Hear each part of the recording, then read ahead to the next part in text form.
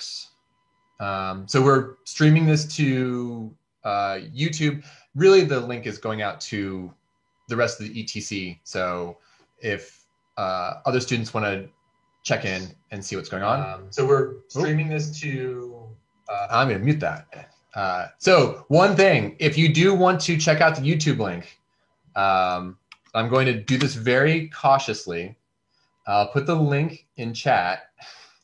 Don't watch the YouTube link and be live on this meeting at the same time with your microphone unmuted and your audio on in the YouTube. It can get into a very echoey feedback space. But here is the live stream YouTube link. So we're recording and we're live and all that looks good. So with that, I guess I think we're about ready to go. Any questions from people about what's going on? And I guess as a quick detail, we will be talking over assignment 2 and other stuff this afternoon. I have recorded an overview of the work that you should be doing this evening in terms of a retrospective and goal setting and reflection. And about assignment 2, and that's live on the Canvas page. If you go to the modules with the recordings, there's a supplemental recording where I talk through that. I'm going to be going over that this afternoon, but I know that 2:30 Pittsburgh time may not work for everyone, so that's live for you to get that information this morning. If you need it. This afternoon will be a chance for people to come and ask questions specifically about this. Round 2 generally produces questions. But we'll be going over that. At the end of this class session, we'll be briefly going over round 2 so you have a quick sense of it, but we won't be spending much time on it at all. So that video that I recorded will cover a lot of those details. All right, with that, I think we're going to get ready to jump into... Let me pull this up. Team 3, I've got this right. And I'm going to get things ready to go on my machine. So let me pull things up. Get Team 3 ready to go.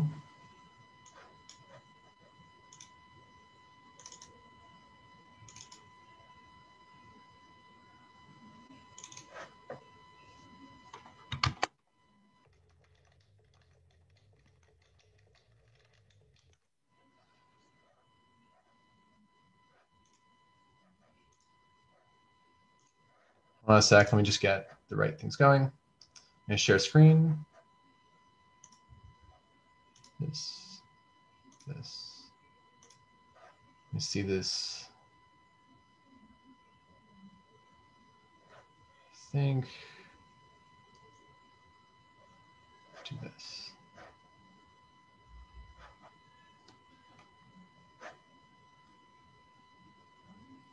Trying to decide like how I want to get this shared. What I'm going to do is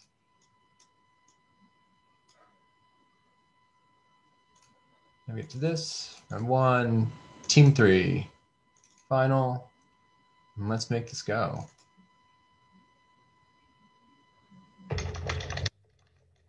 All right. So I'm going to look around here. First, the LOPS looks amazing.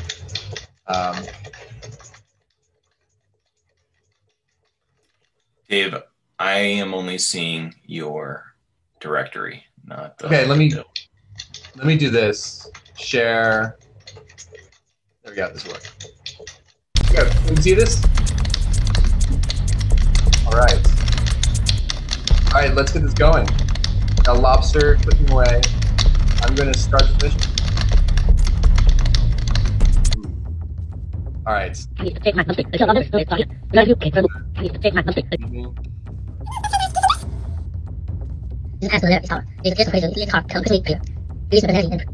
All right.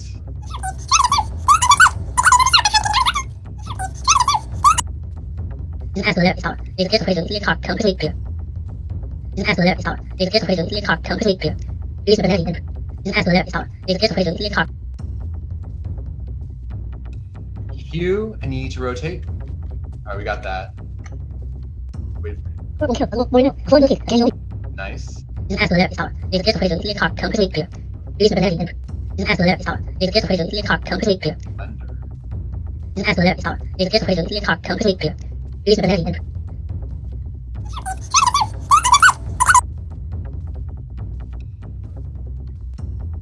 Alright.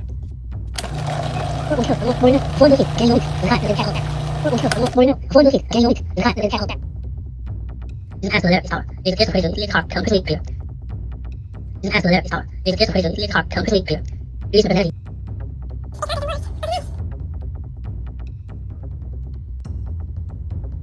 Click the pot to drop the lobster. I guess this is the pot. Okay, we got lobster on the ground. A and D to switch cameras. I don't know if I need to do that just yet. Just try it though. A. Okay. Floor to move the lobster. Please take my something. Where are we going? I guess we're going over here. I think. Please take my something. Please take my something. Please take my something. Please take my something. And just run by the Please traffic. take my something. Please take my something. No. Please take my something. Please take my something.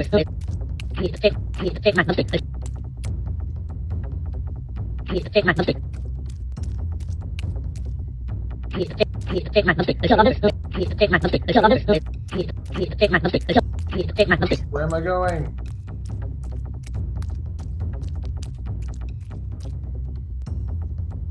Please take my something. Next room.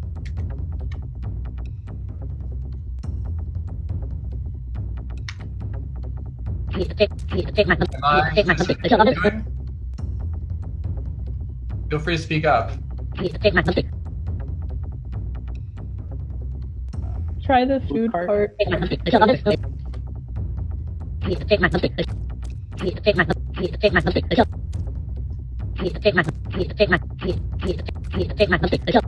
Can I get on top of it? Please take my please take my something.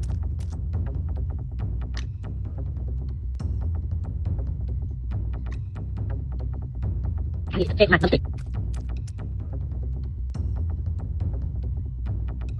Is there somewhere else I should be going? Yeah, so you're supposed to. Right now the door is closed, so you have to hop onto the cart to get the waiter to open the door. Please take my something. Please take my something. How do I hop onto the cart? Oh, there. Whoa. All right.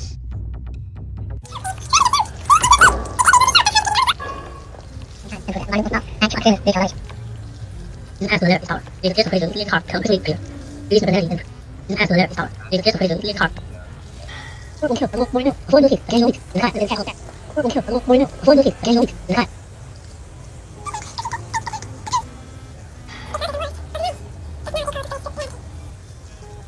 Asshole is out. Diesen Kiss equation is card. Complete clear.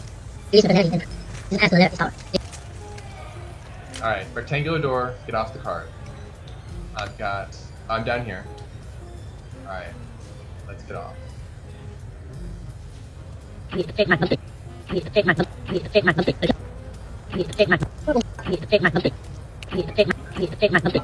Please take my something. Please take my something. Please take my something. Please take my something.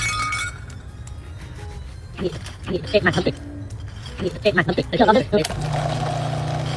Oh man, I get caught. All right, we got reset. All right, that didn't work. Got a blender I can run. Got pots I can drop. All right, got activate. Please take my something. Under the table.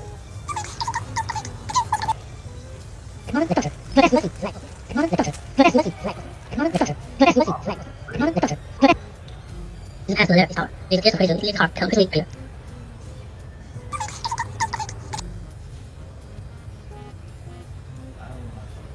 Take my something. All right. That works.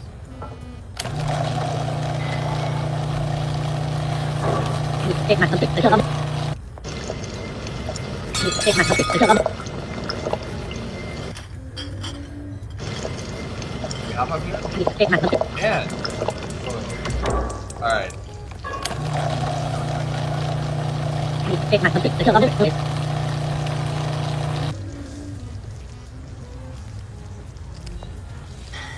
I feel like the guy's plus. Take.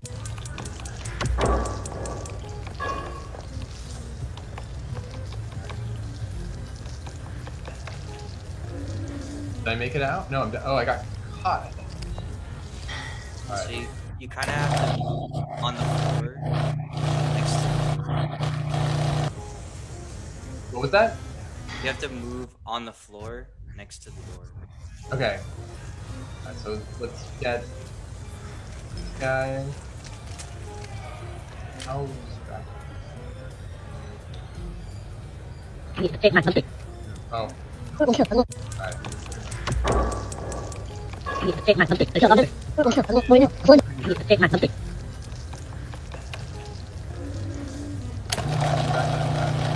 Take my something. Take my something. Take my something. Take my something. Guy. Take my something.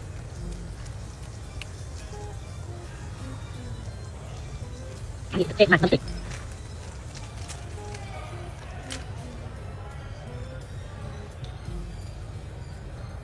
Take my something. Really hard for me to click over there to like figure out how to do that last time.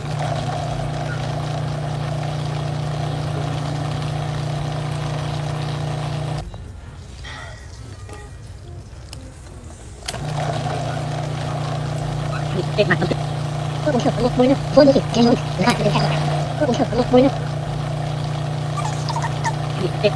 Take my something.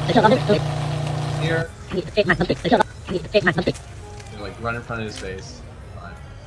Alright. Run the blender.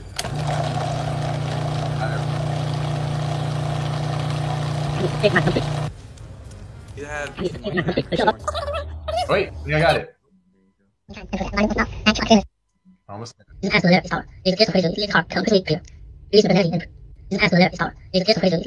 Okay, come on.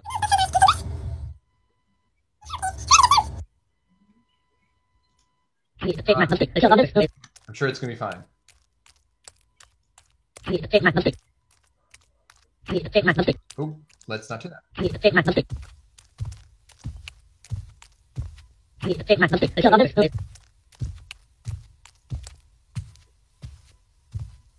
Where are you going? Around the corner. There's no lobster down here.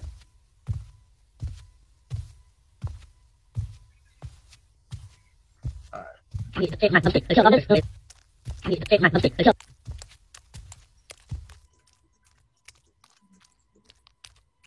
On. Right! I think I did it. I'm curious what abandoned comrades gets me. Oop.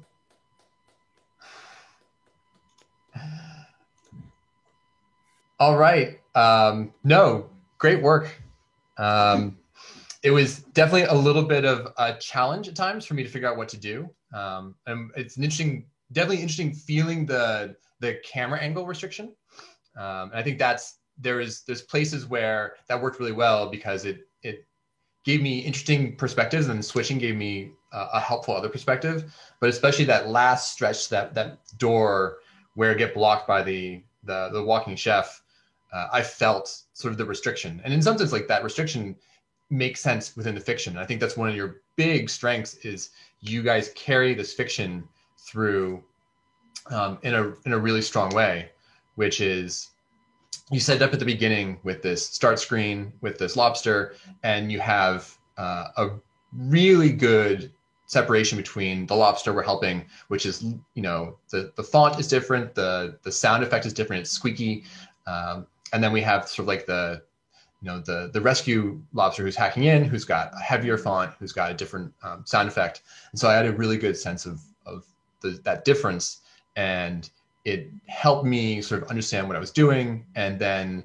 it helped reinforce the fact that this is sort of like I'm not just controlling this lobster. I'm doing this thing through this interface, which is going to be weird, but it's going to make sense. And so, in some sense, the reason why I had trouble getting out of the door wasn't because you guys gave me a camera angle that was a little frustrating. It was because the security camera was in a place that wasn't optimal for a lobster escaping.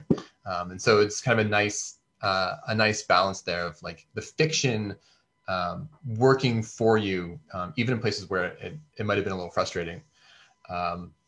It had some nice little touches of like instruction.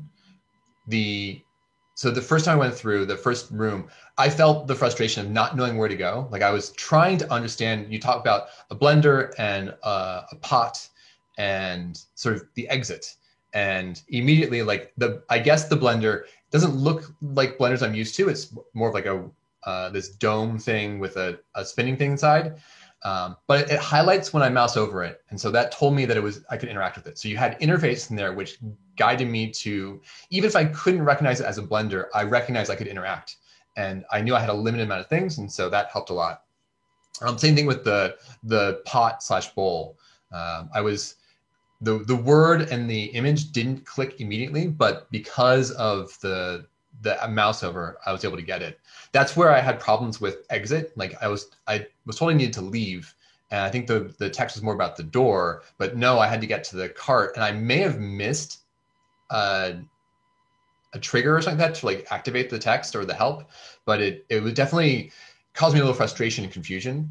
And so when I got to the next room, I was like, oh man, like how do I get out of here? And very explicitly, like the text was, go to that door, the rectangular door. And I actually, it gave me a sense of relief that you were very explicit on where I should go, because I had confidence now of what I needed to do. And it's interesting sort of when you experience something, the comfort and discomfort between knowing what you should do and what you shouldn't do is a big factor. But yeah, like all those little pieces worked really well. The ending, I don't know if it was supposed to be harder. It definitely, like it was an interesting setup for that final hallway. I was expecting it to go to sort of be a bit of oh, look, we're almost there. And then something really difficult comes out. But it was, in some sense, it was just a waiter coming through, and it didn't seem like it was terribly difficult. And so like, if you think about sort of the interest curve, I was set up for a big spike of like something different is coming. And then it was sort of a more mundane obstacle. I could imagine there might have been, goals to make that more significant, but it sort of like felt like the ending was a little lower than the middle of the experience. But overall, I think just from the beginning through the whole thing, like the style and the craft of this is really excellent. And for the most part, everything worked really well. I got through it. And I mean, full disclosure, I've never played that before. I didn't test it and try to figure it out. So you got to watch me think through it and work through it on the fly. And I was able to get there, which worked out pretty well. Mo? Yeah, I think this turned out really well. The UI design, that new overlay really helped. And overall, it's a really beautiful world. There were some smaller problems, like there was some normal issues in the shoulders of the chefs. I don't know if you guys see that. That might be an easy fix. I think putting some floor materials and textures would have been an easy bang for the buck there. But I think you surpassed the minimum effort you needed to pull off such a realistic world. I mean, you have several humanoid characters walking around, and that's not a small feat at all. And I think you guys did that really well. And the lobster was a wise choice. I mean, crustaceans make computer graphics really easy, and the lobster looked really great. The model, the animations, all the animation cycles were really great. The voice acting was a little distracting at first, but then it kind of grew on me. I'm sure Kristen will have a bit to say here, but the triggers were like too often. That's something definitely that would need to be tweaked. It was kind of overbearing hearing everything over and over again. So refining that. And to that effect, I think this is a world that would really benefit. The more you play test it, the more you would learn about how your guest is going to interact with it. And obviously there's a limited amount of time, but some things to think about for the future are how you can use the visual design to help with the indirect control of the guest. I think we're missing things like lighting and color and texture to say like, okay, you know, these are the paths you want to go down. You are interested in these objects. And, you know, the scroll over worked well, but there's other ways to do that that are more meaningful and more subtle than being so explicit with the scroll over. And then as a crutch, you have like two more heavy-handed approaches, which are using your user interface to say like, hey, go here. And that's fine to do. And playtesting will tell you when you need to do that, when the other forms of indirect control are not working. And then you had the ultimate mechanic in the game, which is the other lobster, who could be very explicit. I mean, it's like having a narrator in the movie tells you what to think, right? So you had all that set up. So I think a little more playtesting would make it a bit smoother. And then I have I can kind of see where you're going with the last room. I think from a storytelling point of view, it worked really well because there was such contrast to the other rooms. Okay. And I think that is really important to give it a different feel. But the thing that came out of it, what we had seen before, was mundane, and obviously scope is an issue, but yeah, you have to raise the stakes there. But I liked that it was kind of a showdown down this alleyway, and yeah, it was great contrast. So don't be afraid to take risks like that in terms of creating contrast in the storytelling beats. But yeah, overall, really, really nice work. I'll continue that one point, that moment. Yeah. When you're dealing with a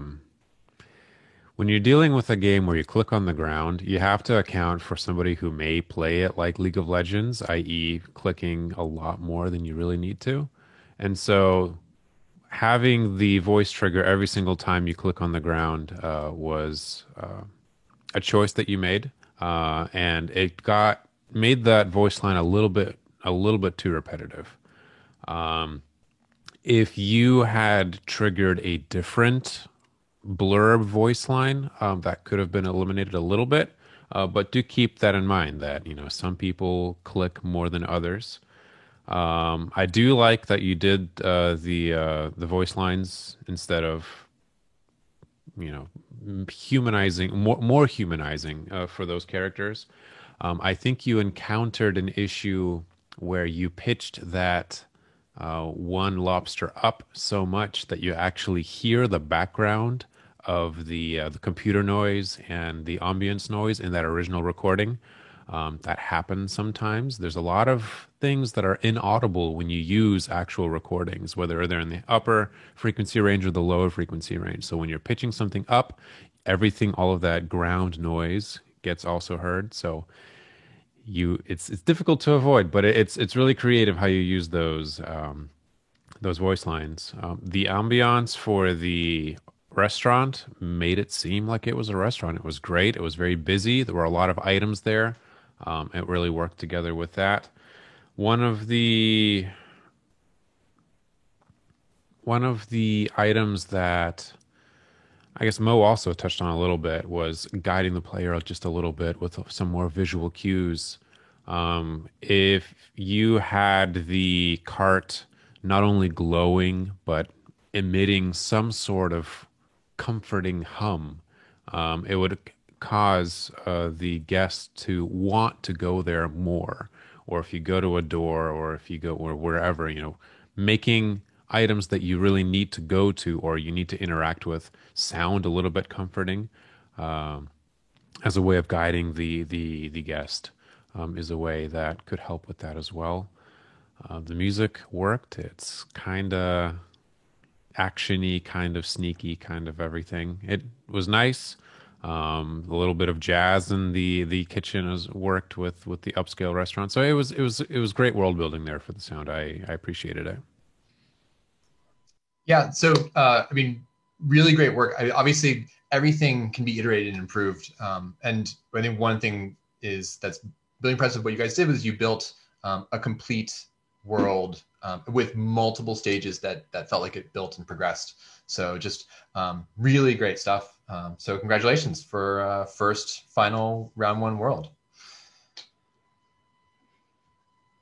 All right. With that, I think we're going to move on to Team 5. Let me get stuff set up. And we will... You use the zip instead of the executing file outside. What was that? Because Purpose always like ruin our project after we like transfer it to the Purpose. So we just include a zip file called final build like in there, and you can just unzip the final build and use the executing file inside, so you can actually play. So don't run Team 5 in the final folder. Unzip there's a zip file called final. Is that the right one? Yeah, final does it. Okay. Yeah. We don't know why, but yeah, Purpose just keep crash our game. All right. Here we go. And I'll get this up.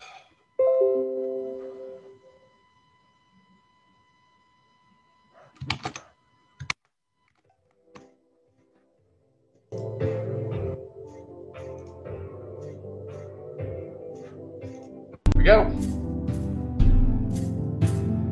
Right, the dog's purpose. Does this look right? Continue, start a game, select chapter. I don't think I'm going to select a chapter. I'm going to start a new game. Got a little, I'm guessing that's a hot dog. Looks like a little sausage. Yeah, just start a new game. Do it. Hey, buddy. Right. I'm going to click. Can you? Are you gonna herd There the we sheep? I am going to herd the sheep. Do they need to get out to the pasture to eat? They do? Well, go on now. Right. So we are.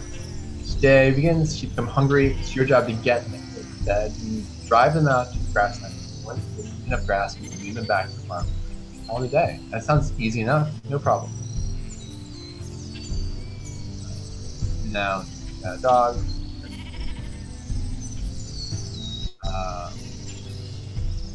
Guessing both guys. Oh. You check each hunger level of their head. Alright. The happiness, their hunger. Grass, the hunger level will decrease.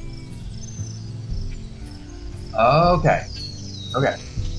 That was not, I would have expected an opposite meter fill, like they are low on hunger and they need to get filled with food, but it sounds like I gotta eat, they eat, so the sadness goes away. Once they have enough food, check mark will show up. Good. Control the sheep by barking. Click left mouse to drive them away, and right mouse to call them back. Alright. Left. Alright. WASD. Woo. Camera's a little jumpy. Where are you? Oh, there you are. Ah!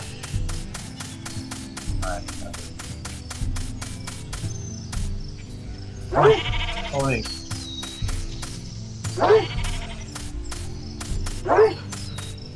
Coming. Alright, is there grass over here? One. No? Yes? Go. Grass. More. Over here. Grass. That grass. There you go. Whoa. Lovely. Alright, yeah, you keep doing it. More grass. Get in there. More grass. No problems whatsoever. One. Oh. More food. One.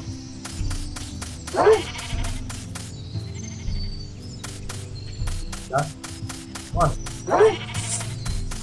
I would say the Just the simple interaction of barking at the element. And the bark to follow is I haven't tried bark to taste at all, but bark to follow is very satisfying. Like the little dog is going up, hey, follow me. It's really good. Alright, everyone ready? Go back. And... Yay! Good boy. Looks like trouble on the horizon today. Back there. Watch out for that wolf. He's looking hungry for mutton. He's looking hungry for mutton. Alright. Wolf is the biggest danger of the grassland. Once he detects you on the herd, he will chase the target down. Wolf can be attracted by you. Sheep are much more attractive than losing to you. Alright, if you or the sheep are caught by the wolf, alright, not hurt the wolf, but you can get out of the fight by pressing the first. Once you're out, the wolf will be stunned for a while, and once you caught by the wolf, go back to fighting. Oh man. Wolf feels like it is. I got like casually over here. We'll go. Back to there.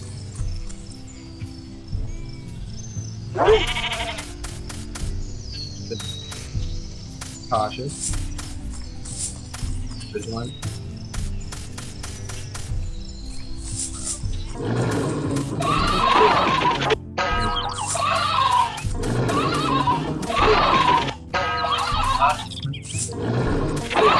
Camera.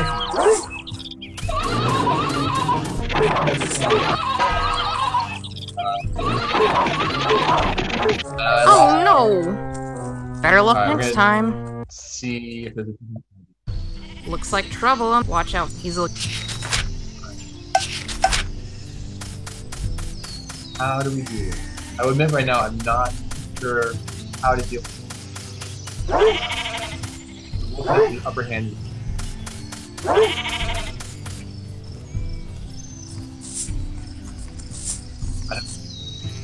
I don't know about this.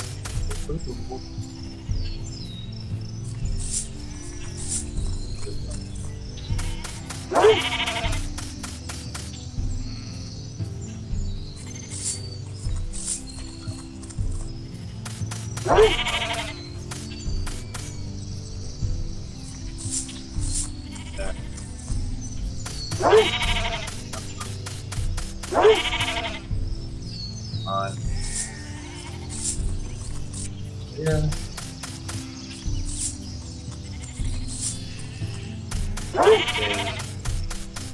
Stay away from them. Back. But it's nice.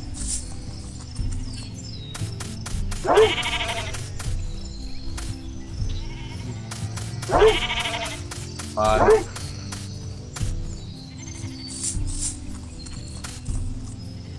Oh, no.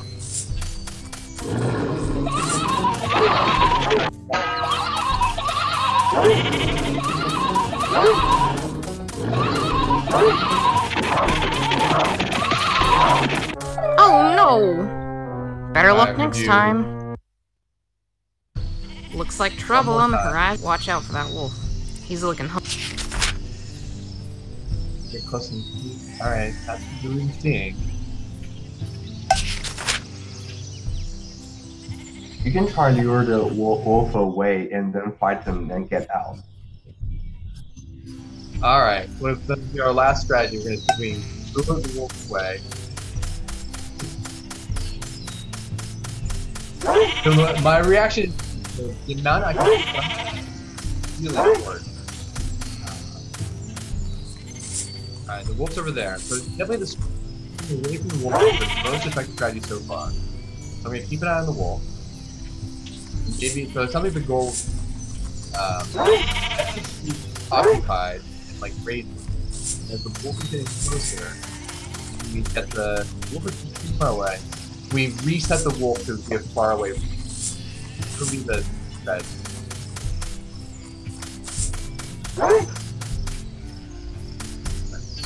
Right.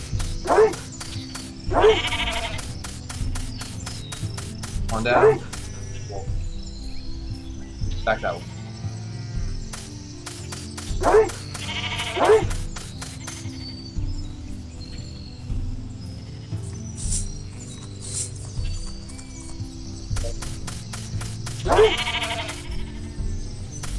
Wolf on that way. Okay. Alright.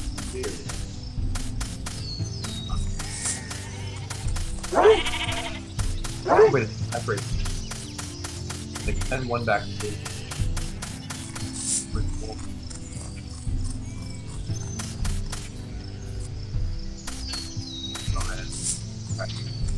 Got a little bit of a split. Everyone's going back at this.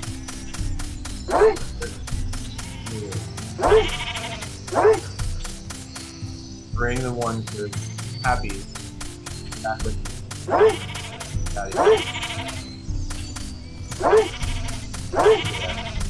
Now, this guy.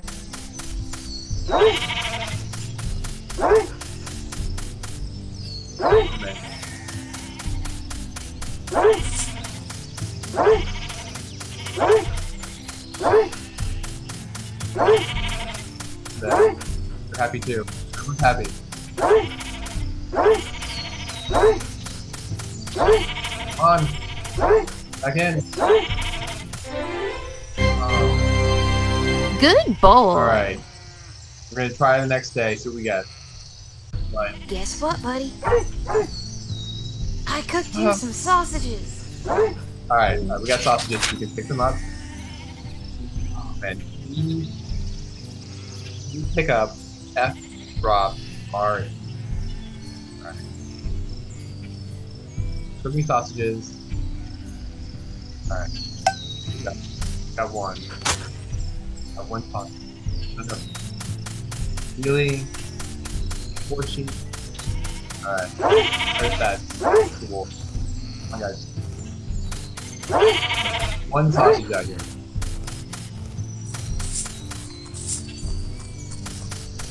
Wolf over there.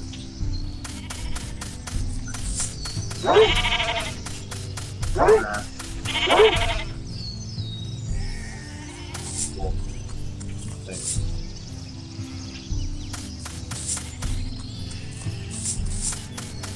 Safe now. Close.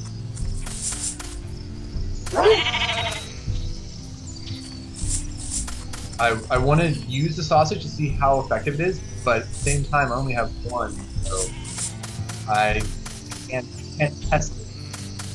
But that wolf is kind of in our way. Oh no. Alright, punch it. No, on the...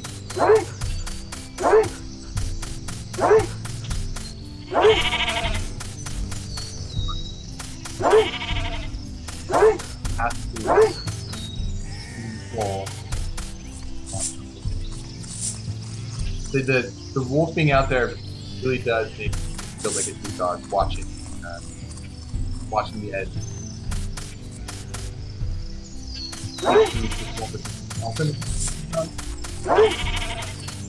Come on. Come on.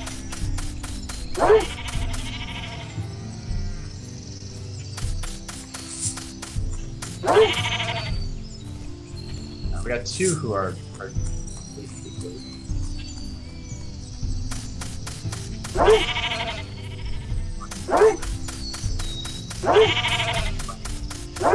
what do you, come on! No, don't stand on each other. It's not helping. Alright.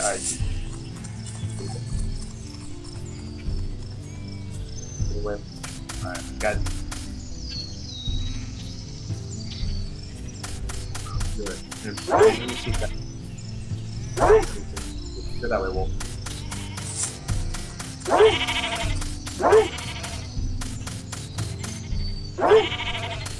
Alright, got the two who are hungry. Got it? Come on, eat. Enough. Enough. One. All right, we got him all. Come on. No.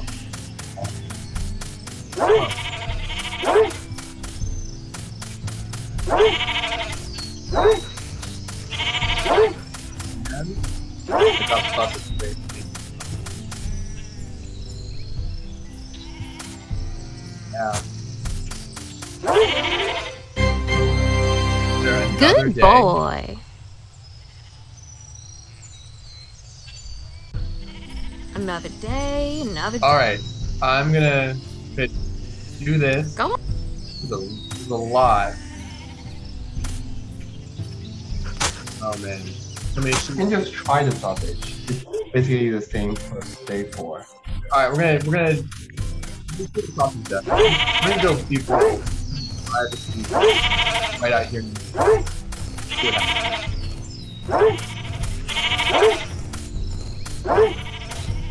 All right, we're overconfident.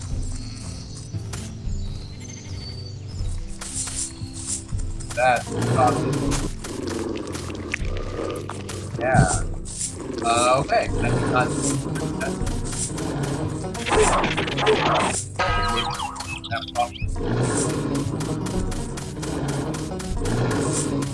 How like.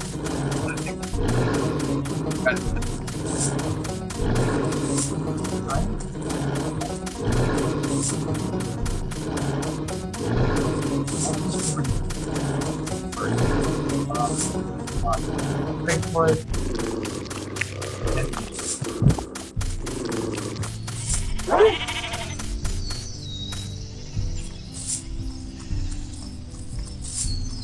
Airway, distracted. All right.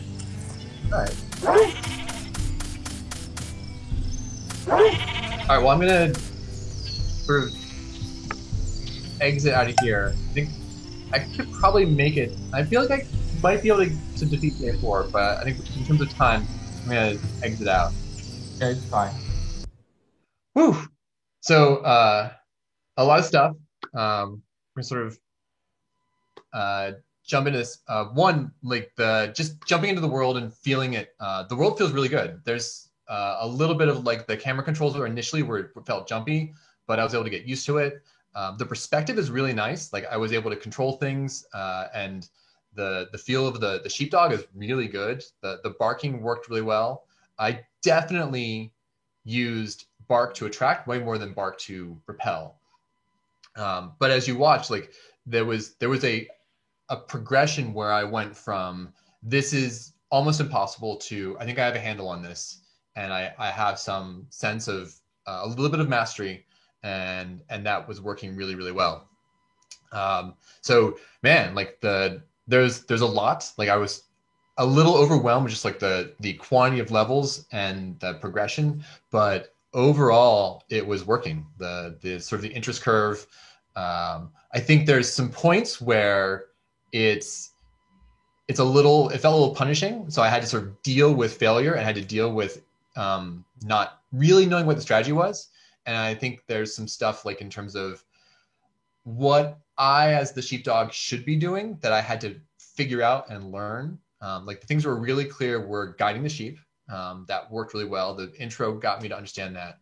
But it was the wolf that was the thing that was hard to learn.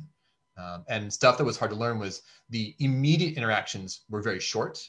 Like that attack didn't give me a sense of like how to use that process. Like what attack meant in this world, what defend meant, I never really got a handle on that. And this world feels much more about avoid and lead away. So this world is much less about direct confrontation and more about not engaging with that.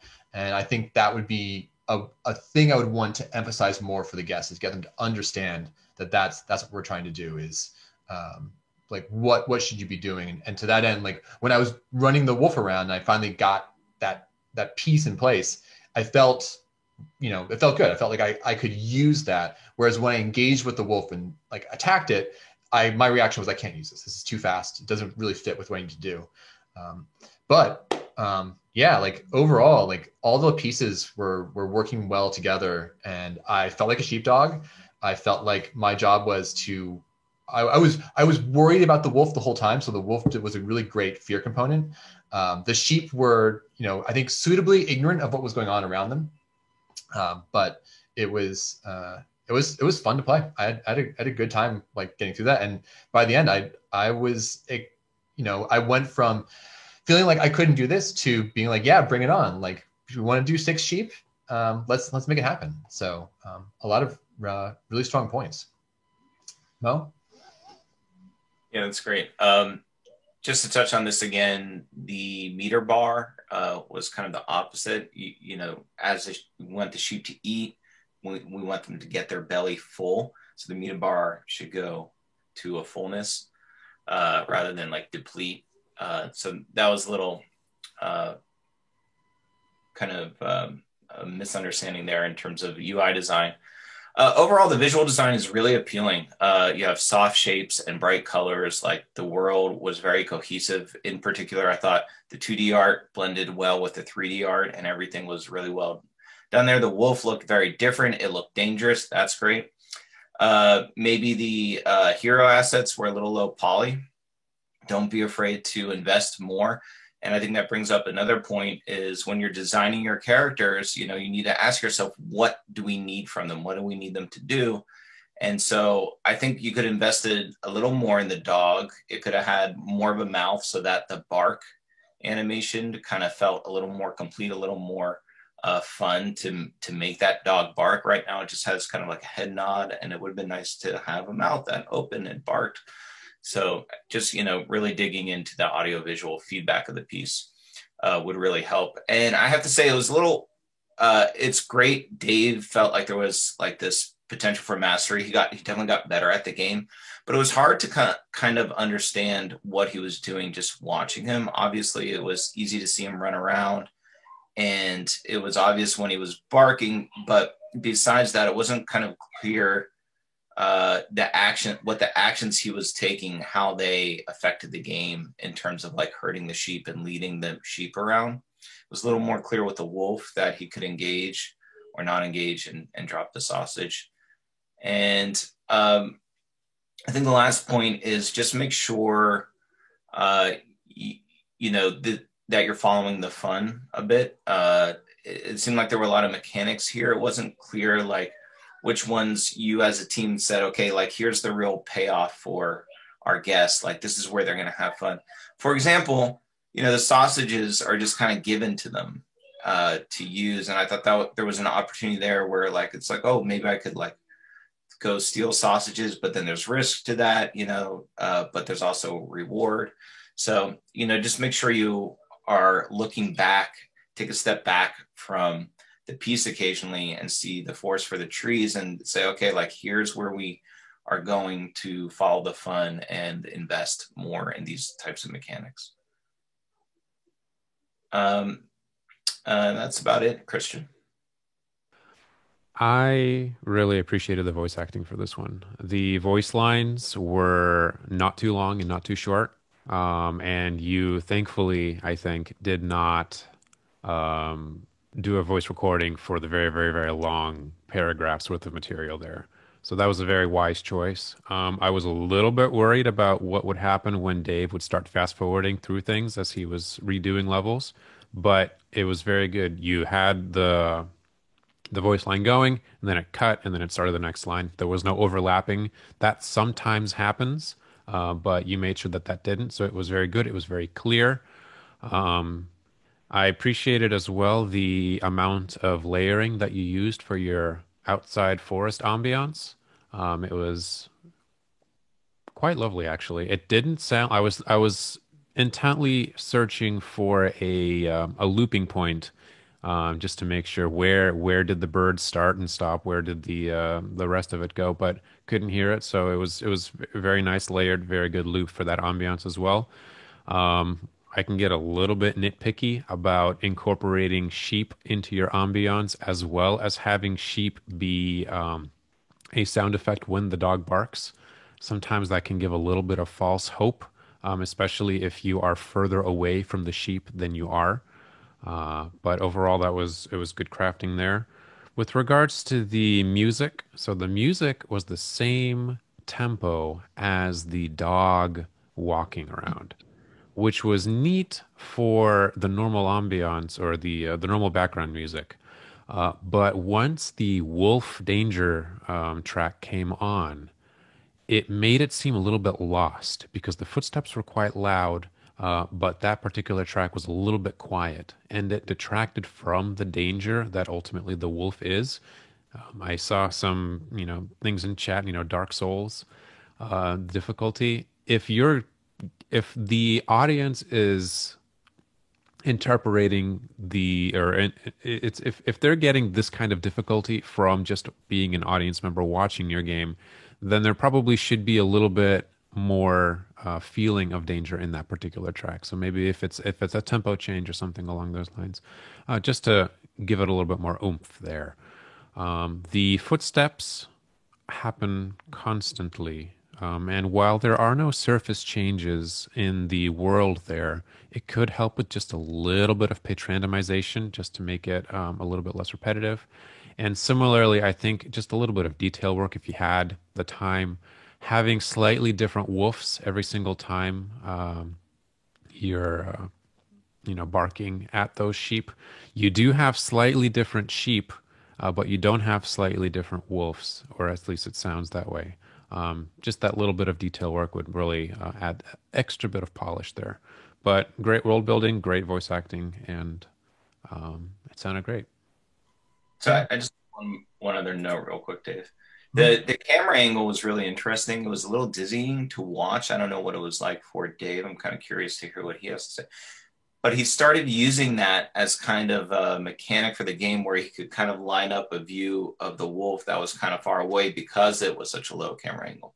So, I think as long as you're aware of that choice and the way that's being used, it could be fine.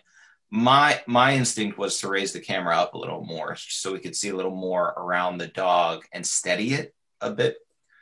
But that's something to look at. Well, and to the camera, initially the camera controls felt, but I think you'd want to iterate the camera controls because it took me a while to get comfortable with them. They're very sensitive, and so because they're sensitive, my initial mouse movements jumped the camera a lot, and I had to be fairly conscious of camera control. But the view I thought was very effective. One, it tied me to the sheepdog really well. Like instead of it being like I'm managing the whole world, it felt like I was the sheepdog and I was sort of managing the space. And it made it clear as I went through the game, the wolf was a really key presence because once that wolf showed up and I sort of felt what it could do and how sort of unmanageable the wolf was, became much more of a stealth game than it was sort of an engagement game. And to that end, the watching where the wolf was and sort of like scanning felt really good. And that overlap in my role and the way the sort of the mechanics drove me to behave, I thought was really good. I liked just sort of the feeling of scanning and watching for the wolf. There were times where I lost the wolf and it felt sort of fair within the world.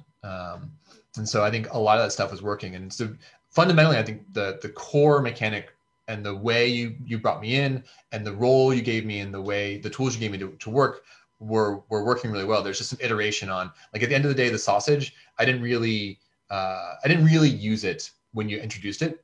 And I think that I would look harder at the sausage as like a thing.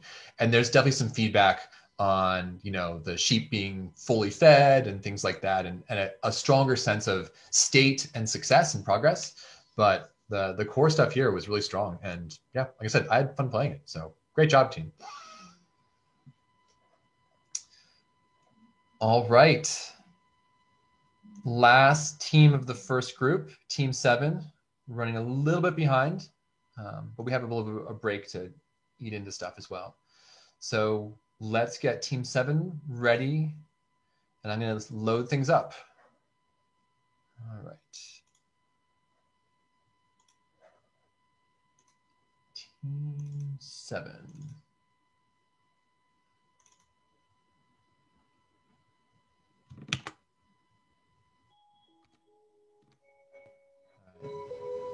Let's share the screen. Looks good. All right, here we go. Beloved flower. I'm going to click on how to play to get things going.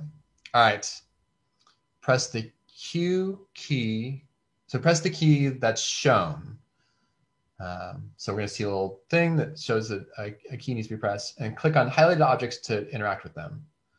Do that, Q or whatever shows up. And then repeatedly press a button to jump. I can do that too. I can do that. All right, I think I got that. Let's do it. Oop. This is our favorite flower.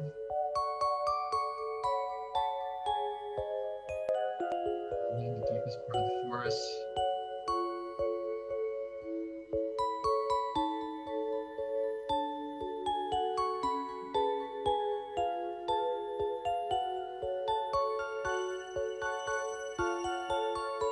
There's a ghost. But we also want to bring something to grandma.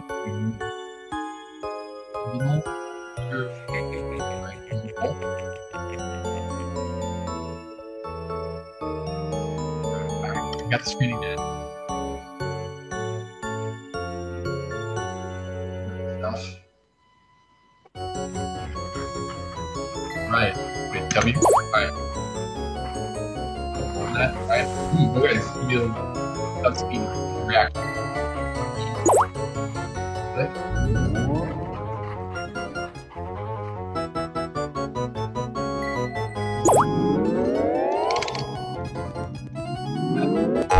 Right. I need to click on it. The little right. Click. Mostly just scanning the things that you do, not really seeing what's happening. I'm anxious to watch. Okay. We escaped.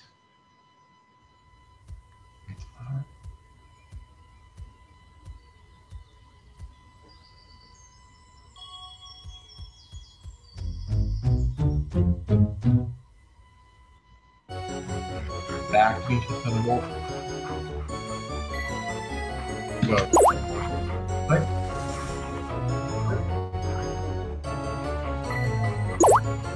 Click.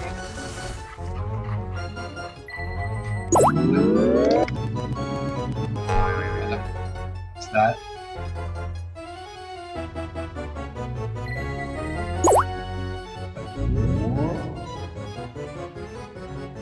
That's like really fast. Okay, missed that. You know what missing it did. Okay.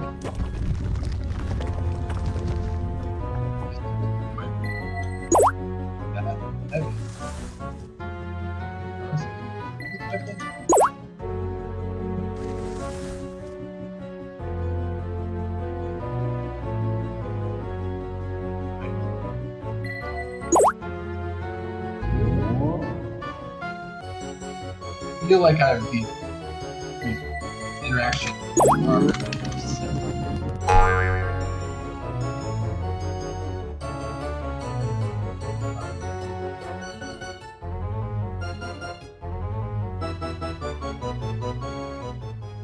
All right, we made it.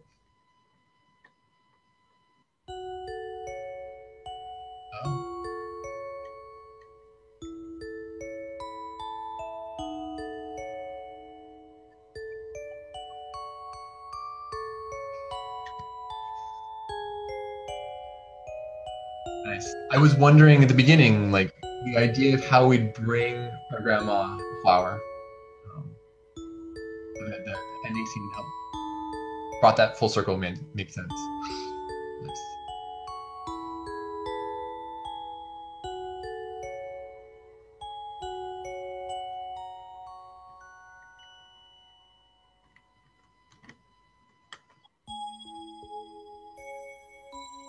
All right. Whew. So jumping into that, the clicking on the help sort of get me set up. Once I got going, I I felt like you had the screen set up in there to sort of like help me understand that, even though I went through help. So I sort of got that as a help anyway. So I was a little confused when I got there. But the story setup and all that stuff, I felt I was prepared. Like I was ready for what was coming. There's a bunny. We're trying to get this flower, and there's a little bit of a mystery. Like we miss our grandma and we want to get the flower for her. And then there's a ghost. And I'll admit, like knowing Interim and knowing the ghost, it was a little, I wasn't too sure exactly how the ghost fit in. I sort of had a sense from where you're talking about, but like that moment of like there's this ghost as part of this felt a little bit unexplained, and I don't think it needs to be deeply explained, but I didn't really quite know what to do with it. So like just sort of as I'm going through the story, it's sort of like, oh, there's a ghost here. Maybe something will come of that. There'll be something about that. And then we sort of get into the play, and I sort of connect the dots, which is I'm the ghost, or I'm using that because the sort of like the visuals and like the ghost sort of being there, and the stuff I'm doing, like it's sort of like process of elimination. Like it's not the bunny, it's not the wolf. So in some sense, like the character that's I am and what is happening is sort of the ghost and the result of that. But one thing that I definitely felt through this is, man, this experience has this pace and this level of sort of engagement, excitement, which is good. Like it made me really feel in the moment, like we're running and we're doing stuff, but it didn't give me any space to think. It didn't really give me any space to process. And so my whole brain sort of like tunneled in to all I'm doing is I'm watching for key presses and I'm watching for yellow things, and that's about it. And so like part of the questions of like what are we doing and how's that fit in, I didn't really have too much time to think about that stuff. And even there were some moments where I was like thinking about commenting on stuff, and then like the sort of like the quick time event, like click this came, and my brain immediately got pushed out. It's like, nope, we got to stay focused. And though that was definitely like a tone and a feeling through the whole experience, which was like got to stay on task and got to stay on top of these moments. And part of that is just like the pace of this, like how fast those come up, how quickly they may go away, and sort of like how quickly the each action happens. And so it was a sort of a constant sense of urgency, which I think works really well for being chased. But it did have this other effect, which was I wasn't able to sort of absorb other things and get a sense of other stuff. And so I sort of took some of the downtime when there isn't an event and I can sort of see the wolf to think about like, you know, how close is the wolf and a sense of progress. And I think that would be one thing I would look at on iteration is how do you give the guest that feeling of where we are in the progression of we're sort of going to the flower, coming back from the flower. How far away is the wolf? How close are we to the goal? And I didn't really know how to judge that. And I think part of it was the pacing and just not having time to look and see for it. But I think also when I did look for it, I didn't see any cues that helped me understand that. And that sort of reinforced the idea that I should sort of stay focused in the moment and just sort of do what happens, as opposed to look ahead and think about next steps. And so that sort of gave the overall feeling of this experience being I was very present in doing these tasks as they were sort of assigned, but I wasn't really aware or engaged in the broader story. And I think that was partially, there were places where that could have been reinforced better, and also just because of the mindset the world put me into. But then the story sort of, I think, did carry through, and like the ending, like getting a chance to sort of see the cutscene and bring the flower and tie that all together, it worked. I think you did a good job of resolving some of the mystery at the beginning and explaining what I was doing and sort of making sort of a touching moment at the end. So I thought that was nice. Mo? Yeah. I really like the passion for storytelling in this piece. I mean, you guys were a story first team, and I think that really shows through. I think the investment in that backstory was a really large investment. I mean, that was like a pretty large scoped production of a 2D animation that you made. And I wonder if it would have been more intriguing to the guests to leave a little more to the imagination at the beginning too, in terms of that investment. For example, just being a little more ambiguous about why this ghost is here, or if you are going to invest in that backstory, maybe letting us know that we don't know who the ghost is as this bunny. And I thought there was more kind of a disconnect between the 2D art style and the 3D art style. It felt like a big jump when we did switch to the 3D world. So look for ways to make that a little more cohesive.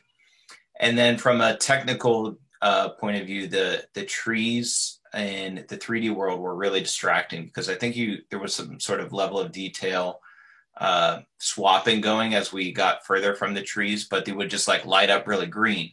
So visually, when I was watching Dave play the game, I was always distracted. I was basically looking at every tree that went by when that should have been much more textural background. So I thought, from a story point of view, to a small note, it doesn't make a lot of sense for this grandmother to be risking the bunny's life to bring a flower and just set it on the grave. Like, we need to find a way in the story to justify all of that risk. Otherwise, it's just like this grandma goes putting this little bunny in danger for no great reason. I do want to give you credit. I thought you had to make a decision at interims of where to go with this. And I thought the choice you made was really, really interesting. Let's make a world where we have 2 points of view. We're going to invert the color palette when we switch between these characters, and we're going to invert the view, right? So we're either looking in front of or behind. I thought it might have made more sense, though, as the bunny to be looking forward, because you want to see where you're running, and you could kind of just make an infinite runner and then have an interesting mechanic to make the ghost look backwards to help the bunny and like collapse trees and push that wolf further away. To me, that would have been a little more intuitive. And I think it's a really interesting idea. It just needs a little more iteration in terms of like why we need this mechanic, and how do we make it fun, and how do we make it kind of smoother to transition between these two.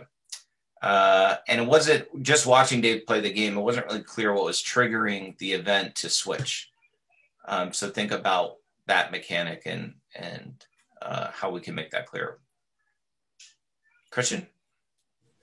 I appreciated the iterations that you did on the music from Interim. You kept the leitmotif going throughout the whole experience, switching the instruments based off of what's happening. It's very pretty, and it worked. And I also appreciated what and how you synced the linear cutscenes with the music. That little footstep of the wolf at the end matching with the music, that was a really nice touch. One of the items that I think also helped add to the confusion during the state change was you have, when Dave originally presses the key that shows up, you have this very, very pretty, magical, like, not necessarily a bell, but it's this really pretty magical bell sound, let's just say. But then when you complete the action, either correctly or incorrectly, you have a completely unrelated, though very distinctly positive reinforcement or negative reinforcement, like almost electronic bloop. And it's one of an additional element that detracts from what's happening, because there's a lot going on. There's a lot that you have to look at. You have to keep in mind, the wolf is chasing you. There's a lot going on there. And having the sound detract at that moment, I think, hurt you a little bit. Keeping the positive and negative reinforcements with the original sound that you set up with, that very, very smooth, round, sparkly sound, would have, I think, helped solidify that particular state change. What else do I have here? Yeah, that was just one of the big ones. Beyond that, the music really worked. The tempo changes that you made helped move the flow and move the pacing, and I think it worked. Yeah. Yeah, and I guess to sort of like look at the story and how it connected, I think on iteration, there's sort of like playing through it, the questions of what am I doing and why, I think were always sort of in the back of my head. And so the story told me that I'm going to get a flower, but the interactions told me that I am running from a wolf. And I think one thing I would look at on iteration is how do you sort of resolve that sort of split, which is like the setup is I'm going on this quest to get something, and it's more about looking and going, and the interaction is much more about running and I think blocking. And so like how to get the idea of what I should be doing and the reality of what I'm doing to match more. And part of that is, as I was going through it, I didn't really understand what I needed to do in a story sense. So I knew I had to click on yellow things and I knew I had to press keys. But if you ask me, what did that actually do in the world? I don't think I could really tell you. Like, I think trees fell over and they blocked the wolf, but that as a, why was I doing that? Did it fit into a story I was telling myself in a plan? Wasn't really connecting. I was doing it because the screen told me to. And that's a thing to look at as you're building your worlds, is how do you get the guest to think in story terms and world terms and not just in interface terms? Like the interface was nice and clear and telling me what to do. And I was focused on that and it worked, but it didn't connect me to the world in a way I think the world aspires to. And I would look at that on iteration. And I think another part of that is just knowing the consequences. I think just, it was so fast, it was hard to tell, like, did that stop the wolf? Did I need to stop the wolf? How far away was the wolf? And so there's some aspects of what is the world telling me that where I would sort of like iterate a little bit to make it clearer.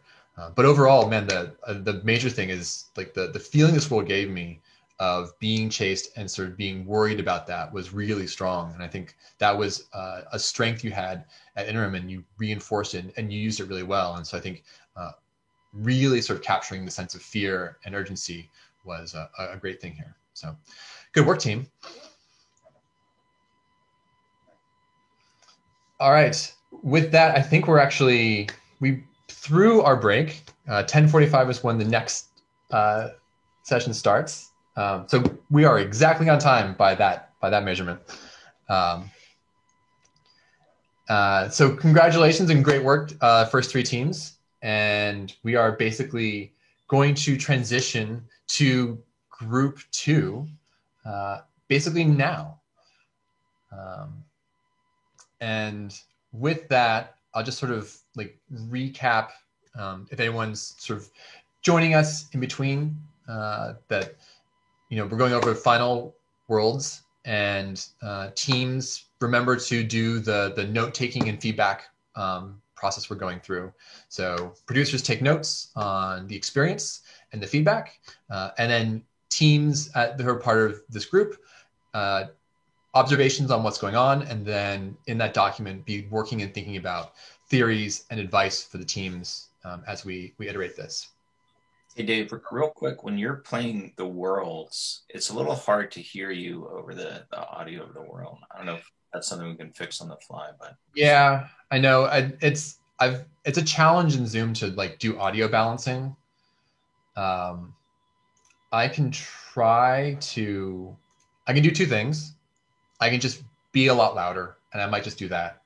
I don't know if I can actually balance down what Unity is pushing through the speakers.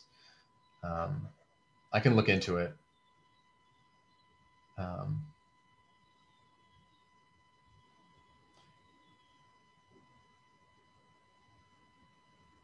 Yeah, I think my main access point is just the Windows audio mixer.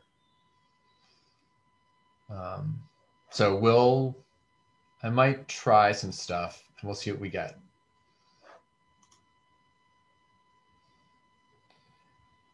Okay, So with that, we'll look into how to get the audio a little bit clearer. But I think we're going to move to team. I got this right. Team 1. Yeah. All right. Let me get things ready. Swap over here.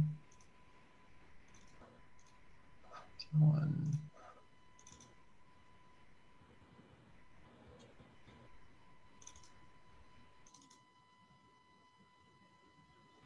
All right, let me just see if this I can. All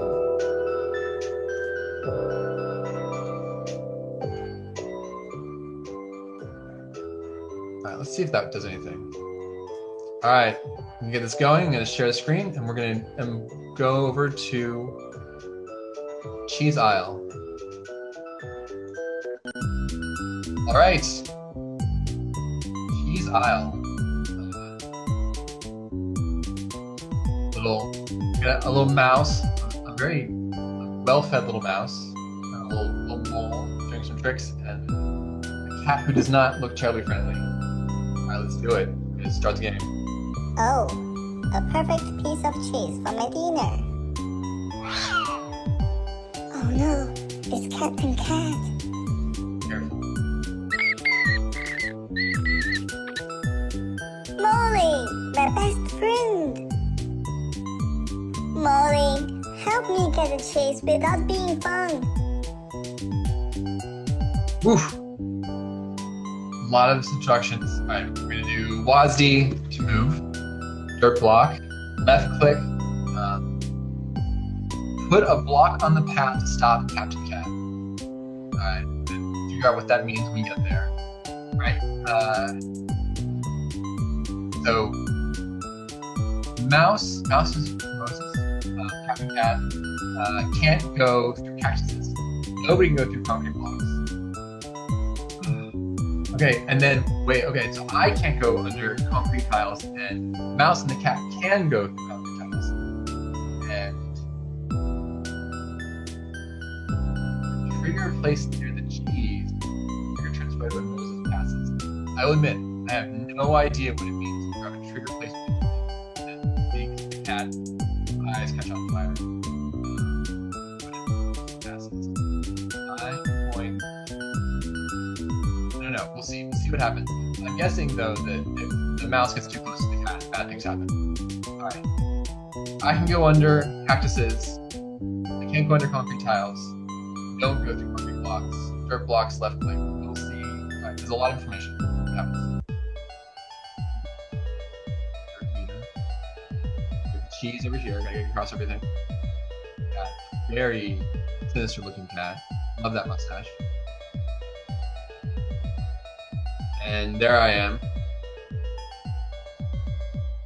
All right, yeah, let's do this. Okay, concrete blocks, tiles. Okay, there's.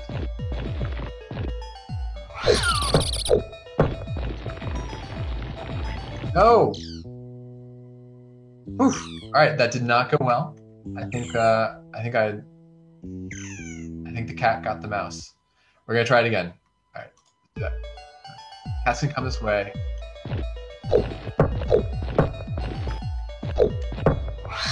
No, don't go that way.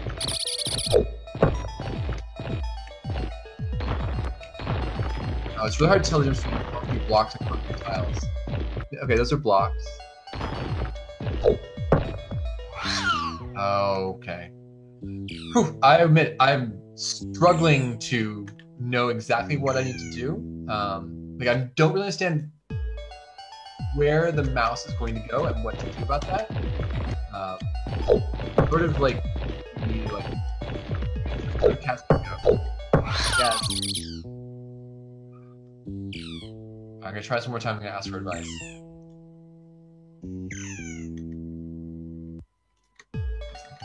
One of the things I'm sort of trying to get a sense of is to scare the cat away.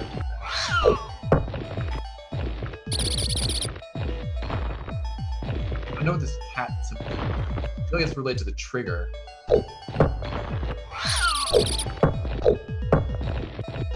Like throwing like air. All right, team. Is there advice for me? So the easiest path we designed is like go through the left, like, I mean, Up this way? Yeah. And like Okay. go turn right, something like that. What does it mean to? So I guess I don't get is like what it means to go somewhere. Your dirt blocks can block the mouse as well as the cat. Yes, I get. So you want to cut off the most of the concrete is concrete tiles, and you want to cut off the path of the mouse so that it goes a safer way.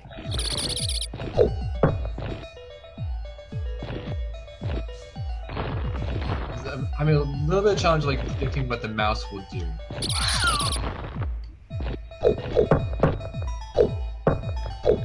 The mouse will basically find the shortest way to the cheese without being blocked if it's not being blocked. And you cannot pass the concrete tile, so you may want to go under the cactus. Like. Okay. See, touching the cat trigger was bad. You will trigger it no matter what, but you can block the cat movement by the claws.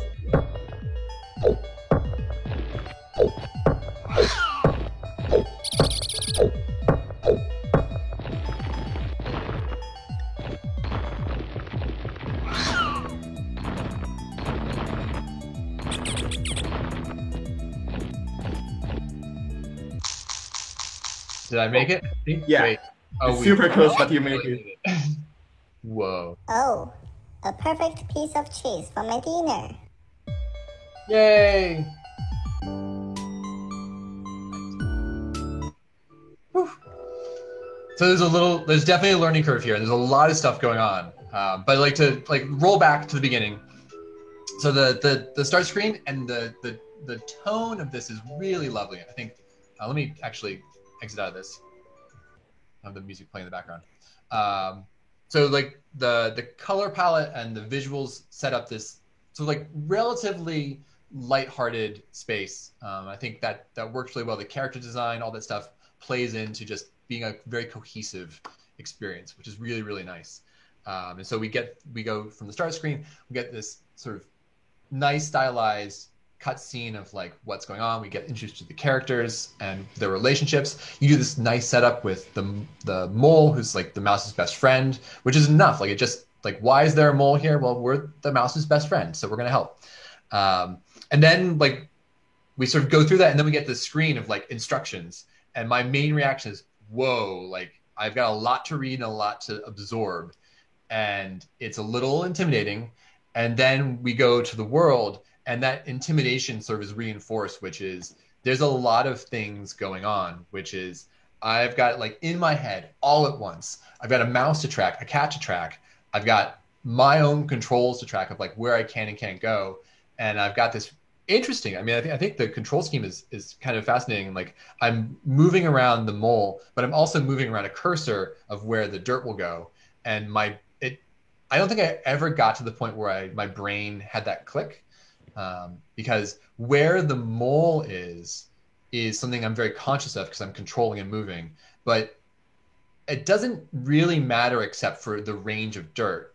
And I think that sort of split where the precision of where the mole isn't that necessary. I just need to be in range. And the real precision is the dirt. It's like where I put the dirt is really, really important. My guess is if over time and iteration, like playing this, I would get a good sense of how to understand the controls of like managing the mole and the location of the mole and where the dirt should go. But I think that was one of my main struggles was just matching that, because there are places the mole can't go.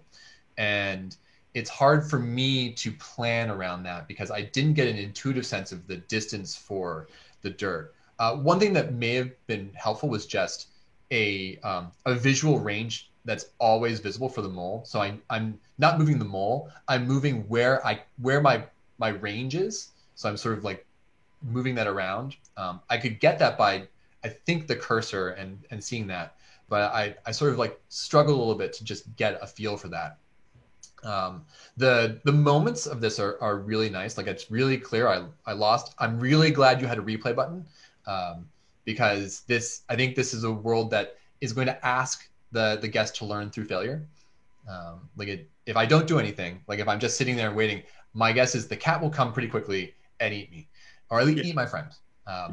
So that sets up a need to be ready to learn from that failure, which is fine. But if you didn't have a replay button, then that wouldn't be fine, because you're adding a layer of frustration.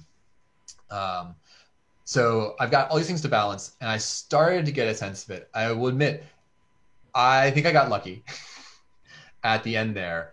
And I was trying different strategies. One was ignoring the mouse and managing the cat, like putting blocks in the way of the cat.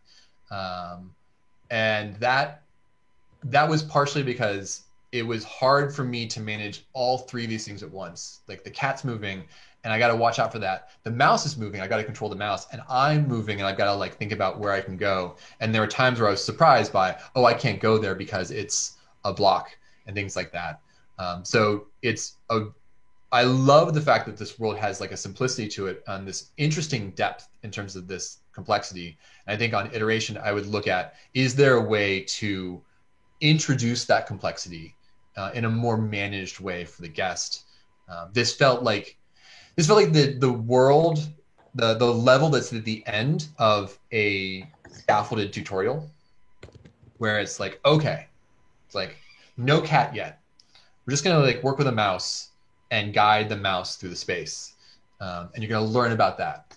And then like now we've got, we have to dodge this or something like that. I think that I could get there with a little bit more control over that.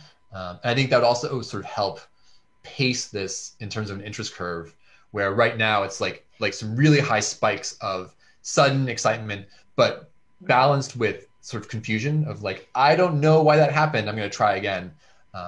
But like I said, those components of like interesting mechanics working together, the characters, like I think reading really well, and especially the intro, introducing them, and like the sort of like the way this loops in terms of like failure and success, like reinforcing stuff, was really good. So the main iteration was like just bringing more clarity and more pacing to this to like make it a little gentler for a naive guest.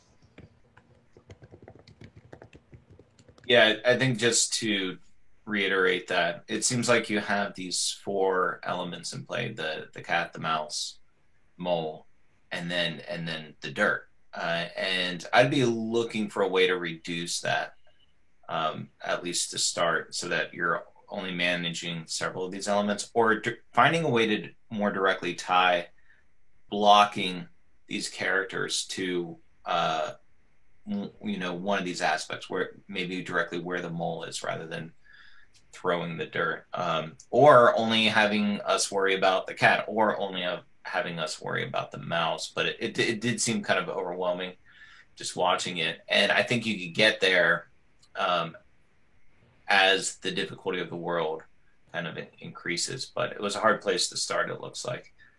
And on top of that, something that might help is just having a more predictable pattern of the mouse. So looking into that, just understanding where it's going to go. I thought, there was so much personality in the mouse, the mole, the cat. The character art was quite beautiful. They all feel part of the same world. They all have very clear relationships within this world, which is no small feat. All of that was done really well. And even more so, the scale of everything felt really quite right. Nothing was too big or too small. And that is not a trivial thing to do. And the scale of the characters in the world and the way you used the view of the world, the close-ups, like all of that was really well done from an art point of view, especially. So really nice job there. Christian? You've had some really good iterations since the interim build. The music changes that you made, including, having a menu, having a specific death or a specific success music track, that worked in your favor. And then switching around some of the sound effects that you had to make the mole moving around and the impact of the blocks. That really worked. This version of it worked much better than the interim one. So that was good. The sense of danger was also a lot more present. You did have that cat make more sounds. You had the mouse, killing or dying, I guess. With the mouse dying, there was a sense of dread because of the squeak that it gave before it died. So you definitely did help with the character building there in terms of the sound sense. The expansion of the music loop worked as well. It was certainly a lot less repetitive than it was before, so that's good as well.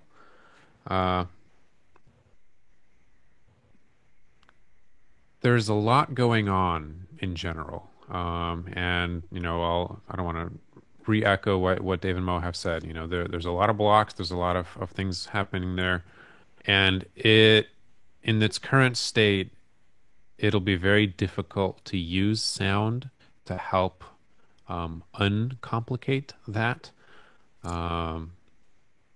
In future iterations, if you had more time, thinking about how the different blocks sound could help maybe make the confusion a little bit less. Specifically with the blocks that help, block movement, not just the concrete blocks and the dirt, but, the tile, having a character sound when it interacts with it, whether it's the cat having a or like a mouse having a, upper squeak or something along those lines. I'm not saying, have footsteps for that particular block, but the interaction of the characters with that block could potentially make it a little bit less or a little bit more accessible. But it's tricky. It's tricky. You got a lot going there. With what you have currently there, it's a great improvement over what you had, and it makes sense. And you added a little bit of an island music theme there.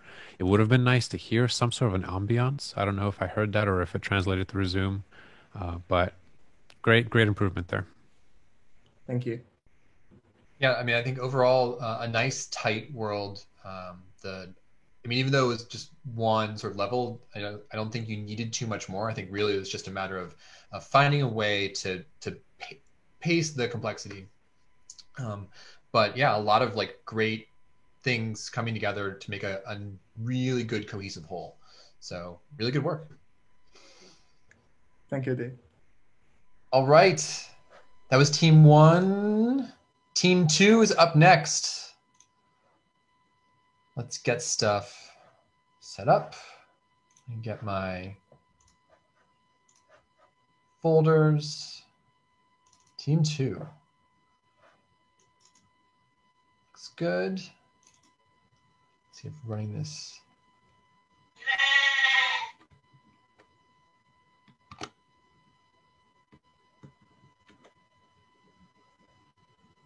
All right. And share this. And what you didn't get in the share was when I started this, there was a warning screen, which is there's flashing and may cause epilepsy, trigger reactions, those prone to flashing and possibly with epilepsy. So there's a bit of a warning that this may have some flashing effects. And actually, the other thing that did sort of catch in the beginning was the screen sort of coming in, really nice animated sheep and wolves coming up and down. All right, so wolf and sheep. We got a farmer who's looking like they're ready to fight back against the wolf scourge. And we got a little coin up here, of which may be maybe foreshadowing something in terms of money, and the sheep definitely look like they are concerned. All right, let's do it. Let's go ahead and start. Do I want to skip the tutorial? Part of me really wants to skip the tutorial. Let's see if I can do it, but we're gonna go through it. All right. That's a farm with a sheep.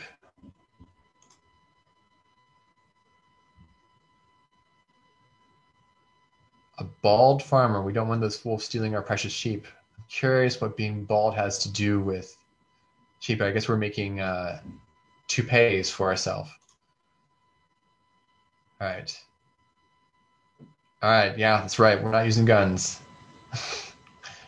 I'm curious if that is what's on the farmer's mind. It looks like we're going at this with an axe.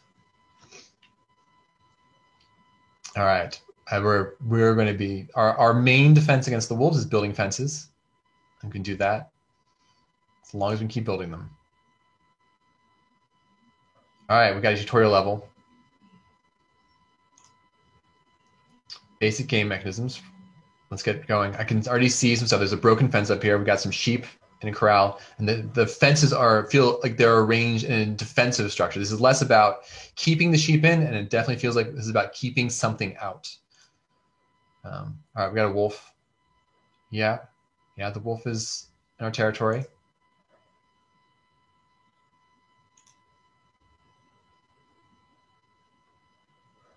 Destroyed the fence. Just a quick question. Should there be audio right now? No. Just clarity. All right. Yes, we do. We got a flashing thing under the tree. Yes, I do. I see that tree. Cut it down to make a fence. All right, we're going to click on the axe and click on the tree. All right, the axe is down here. And we got a little cursor. We harvested the wood. Now we're going to build the fence. All right, that makes sense. Click on fence. Put that in place. All right. Let us see. No more wolf. And we got some money. Okay, so it seems like we're getting money as I'm guessing time goes on. And we use the money to plant trees. Because we have a rapid little exchange going on. Like we're going to buy seedlings and plant them. So they cost money. I guess we'll plant them down. There was a tree down here before. That seemed like a good place to have it. And that's a fast tree. There you go. We can cut it again, and let's do it. Wolves come in waves. There's a break. Right? We get a little pacing, get a little feel for what's happening. All right. We're on a break. That is a fast break. Wow, we don't have much.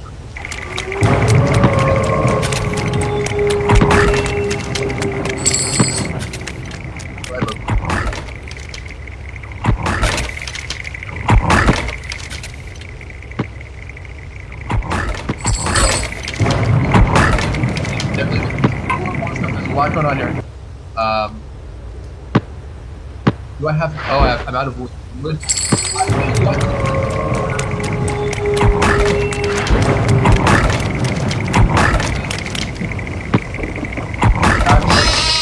got switch. A lot of wood. Alright. I gotta harvest the trees. A lot of stuff's going on here. Wow.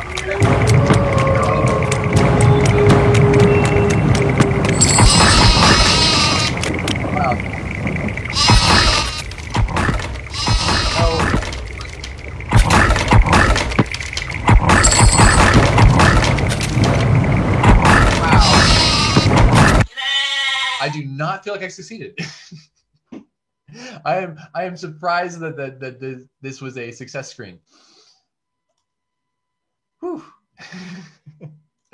Wow, there was a lot. I went from there was an interesting shift in the tutorial, which was really paced. Like it was very like, do you know this? Do you know this? You're comfortable? Okay, we're gonna do this thing. We're gonna tell you this thing. And then we jump into the world. It's like, you ready? I was like, I think I am. And the world's like, you're not ready. It's like it's just a cascade of wolves. There's a storm. and we go from what looked like a really lovely barrier of fences to nothing, like just paper thin defenses and no forest to cut down trees. Wow, it was intense. So one, like that definitely, like speaking of the sense of fear and the sense of like threat, this world really nailed the those wolves are dangerous and they're going to destroy everything I care about. And a big part of that was just like there was a ton of them. Like the idea of a wave of wolves was, you know, you sort of set it up in the tutorial like they're going to come in waves, and like I know what you mean. It's like nope, no, they really do come in like these waves of wolves, and just that reality was really intense. And it was intense in a place that I think this is a little too intense for like to go from tutorial to this. Like definitely the interest curve like hit spikes, but like spikes in a way that I'm not really prepared for, and sort of like vibrates in sort of a space of you know, a little bit of frustration, a little bit of like just trying to manage. And I was definitely felt it was behind the world at all times. Like things just happening faster than I could manage. And there's the little things that I would tweak to sort of assist. The fact that I had to switch tools was a challenge, because like my brain jumps to simpler realities when I get overwhelmed. And this is sort of a lesson in virtual worlds and games, is all of the preparation in the world of telling the guest what they're going to do isn't really going to work unless the guest has the capacity to like think and plan, and the more they need to think and plan, the more time and space they need for that.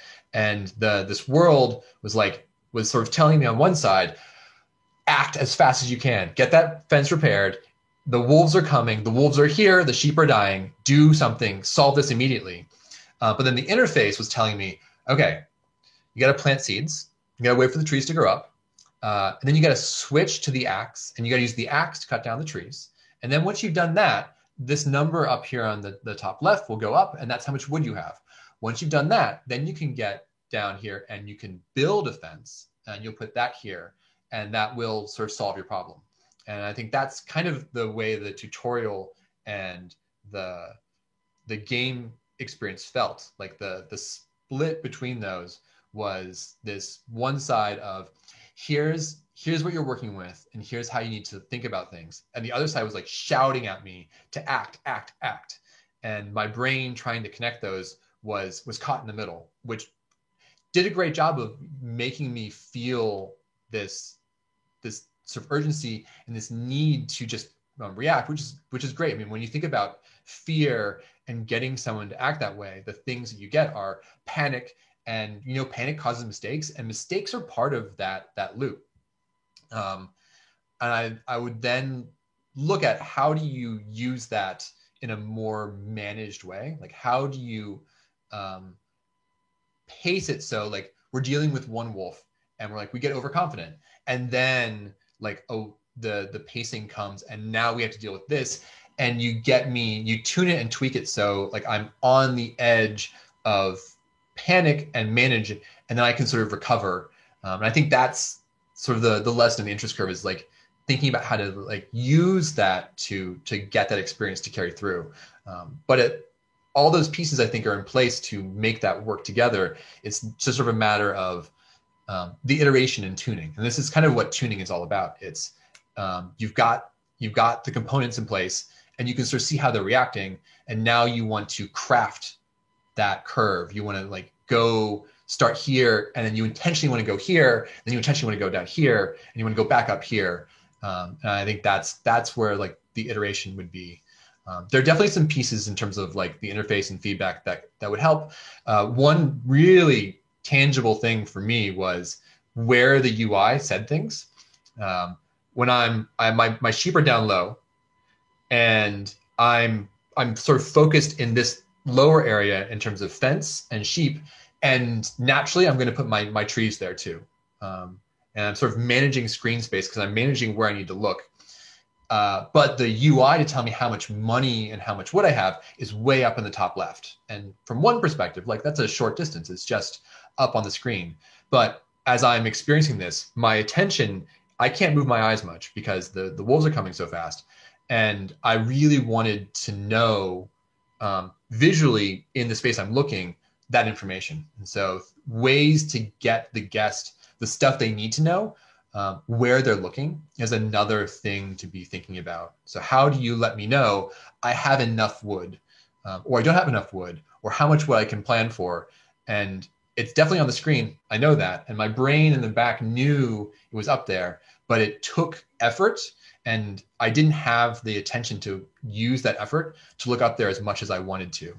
And so I think that was a piece that was compounding some of my panic was I knew there was information that I should be using that I couldn't use because of where it was. I also had some moments of confusion of like the view of the fences are edge on on the vertical ones. And I didn't know if they were holes or not. And I think there were definitely times where the wolves were coming in and I knew they were coming in, but I didn't know exactly where to put fences to fix that. And so what I should do to solve my problems wasn't super clear to me. And part of that was I was in states, I think, where I didn't have enough wood. And so I couldn't place a fence because of that, but I didn't know it for sure. So I didn't know if I was repairing a fence that didn't need to be repaired, or I just couldn't place a fence, or I just didn't have enough wood. And so I think there's also some information clarity that I was struggling with. But overall, the story of like being a farmer who uses fences to defend sheep, I felt it. And I felt like the need to do that. So I think good job of making the fences feel like a tool I could use. Good job making the threat of the wolves and that tension, that fear really be reinforced. I think like the thunderstorm, all that stuff like helped do that. Now it's just sort of how do you pace it and how do you give me that sense that I'm successful and helping and not just like constantly riding a wave of panic and unsure if my efforts will work out in the end. Mo? Yeah. First, I thought it had a nice sense of humor. You just have to be careful with if you're going to have kind of that quirky sense of humor, how you use it. I thought the BBW joke was kind of like unnecessary and just, didn't really add anything to it, but there were some other quirky moments that were kind of fun and didn't need explanation. But again, just be careful how you use that because it is kind of risky. Dave's reaction was really great. You stress them out, and I think that's great.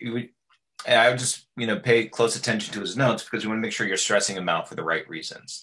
And I think one area that could help is the visual design in terms of accessibility. The fences were hard to see on the background. And I like that you guys had this collage approach to your art style. I thought that could work really well, just so long as you're thinking about how you're using these collage aspects. For example, the wolf had a white outline around it, so you could see it really well. It felt like a sticker. Nothing else really felt like a sticker in the environment. And the wolf is probably the one thing that you want to have a little camouflage, and you probably want your trees and your fences to read more. These are the things that the farmer should see, right? So just make sure you're considering these aspects. What makes sense for storytelling? What makes sense for user interface and user experience? And on that note, I'd look for a way to tie things more together. It's fun to take a collage approach, but on execution, you want these things to feel a bit more cohesive. Think about, design principle of unity. We want all these aspects to be working towards the same goal. And then there was one other thing I wanted to talk about. Yes, amongst the visual collage, I really like the hand-drawn backstory.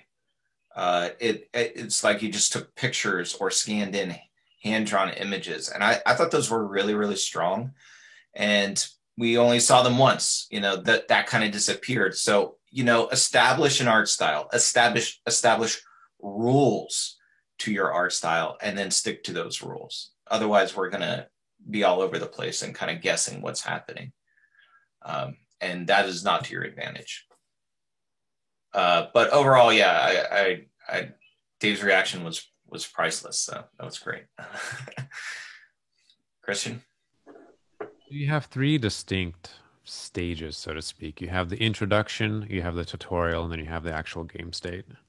I would have loved to hear something in terms of probably some sort of music to set the mood, because you are setting the story there in that the introduction. But the thing that I think bumped me out the most was that tutorial section. You have such a beautiful soundscape and overall, oral aesthetic happening during the game, but you don't capitalize on that during the tutorial section.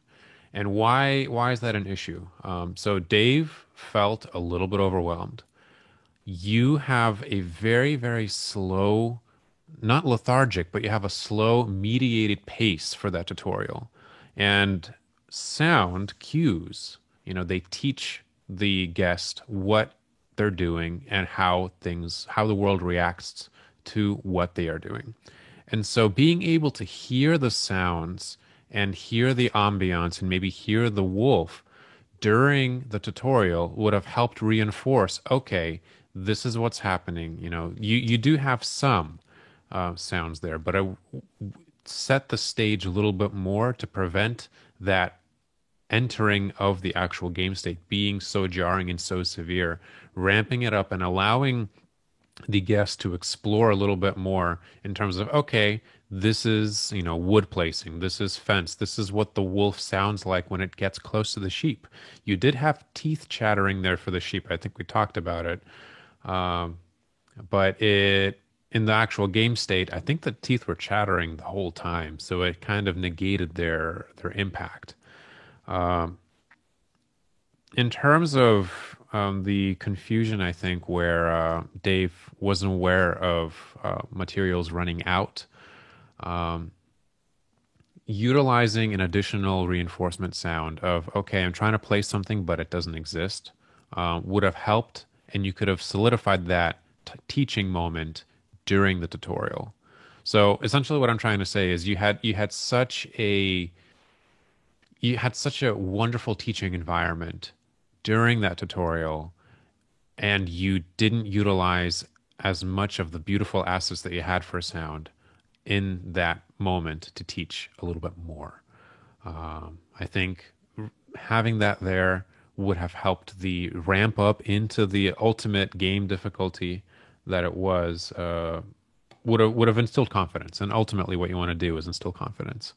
When you have a guest finish the game and say, I really didn't think that would be a success screen, it's a tight, rope that you're trying to get there. Yes, difficulty is good and engaging, but you want to have that moment of success not be a question, but an actual feeling of success. So great work, but that ramp up in terms of using the assets that you have already created could have been a little bit more impactful. Yeah, so there's obviously every world has places for iteration. One thing, if you do want to readdress stuff in the future, I think you got a lot of complexity here. One thing I felt was the need to manage 2 resources was sort of mismatched for the amount of action this world presented. I would cut selling trees, and I'd cut planting trees. I just make trees sort of replenish, like a forest that grows. And I think there's a thing to look at in iteration of how do you make the complexity of the world the right level for what the guest experience you want to create. And those are things to be looking at in your iteration.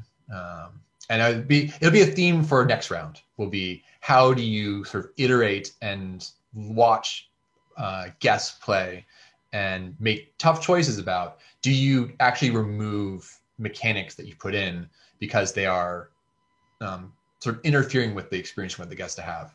But I think you sort of had sort of one economy element too many for me to manage in the pacing you wanted. But that said, I think the need to manage resources in balance with the need to manage sort of these very active waves of wolves put me into a place where I think with a little bit of tweaking of the pace, it could be a really satisfying sort of plate spinning active action kind of experience. So good work.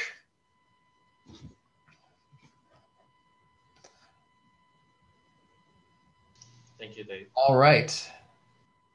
So next team in place is Team 9. Let's get things switched over.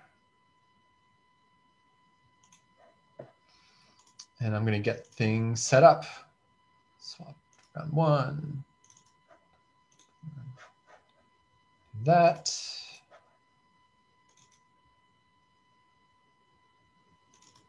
All right. Team 9 coming online.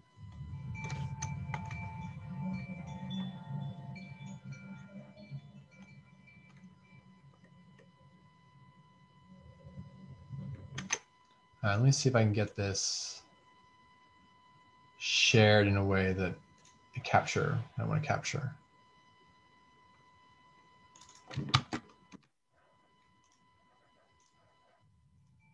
There we go. All right.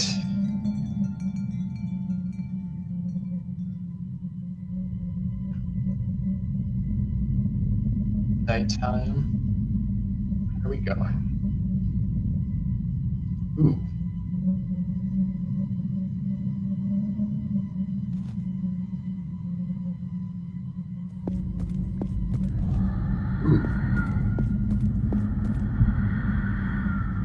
Do I do something? No. Let me think. Yeah, I think we're still.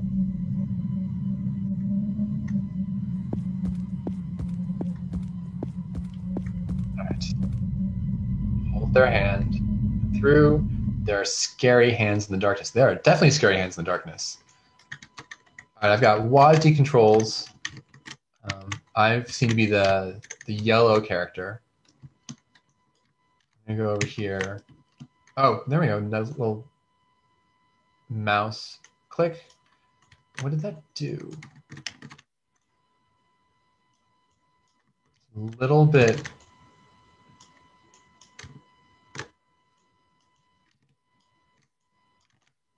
Click on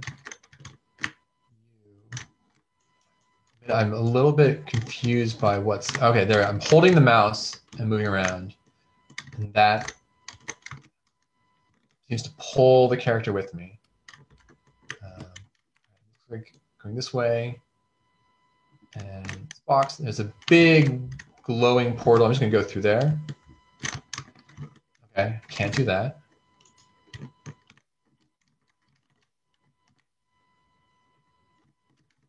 I've got these. I can push. Okay, wait. I've got. I know my games. That work? All right. All right. There we go. Open up the door. Walk this way. There's another switch over there. Wonder.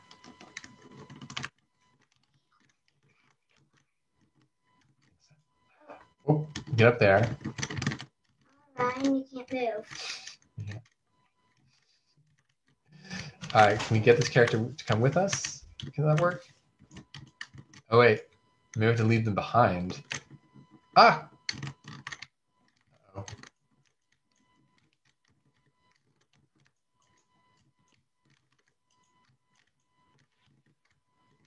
I'm a little bit concerned that I may be in a state where I can't get out of.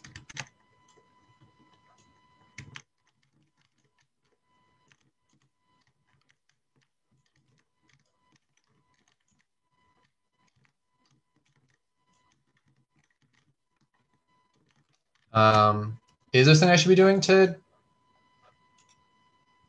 get past this? Or should I restart? So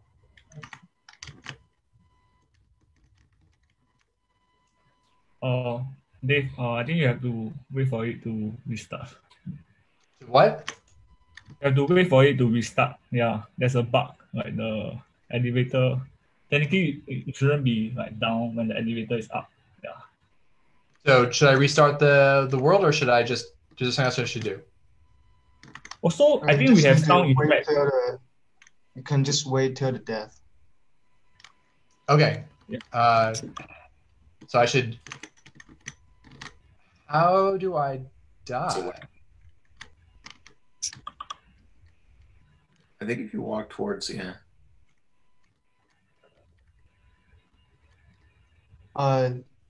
Actually, I'm wondering, is that me or do you have any audios over here?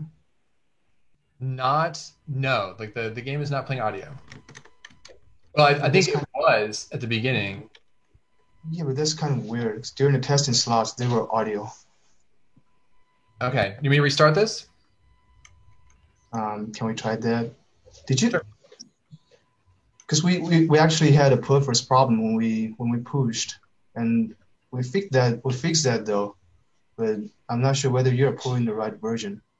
I synced to midnight. So this is the version that was submitted at the deadline. So I'm going to go ahead and try running it again.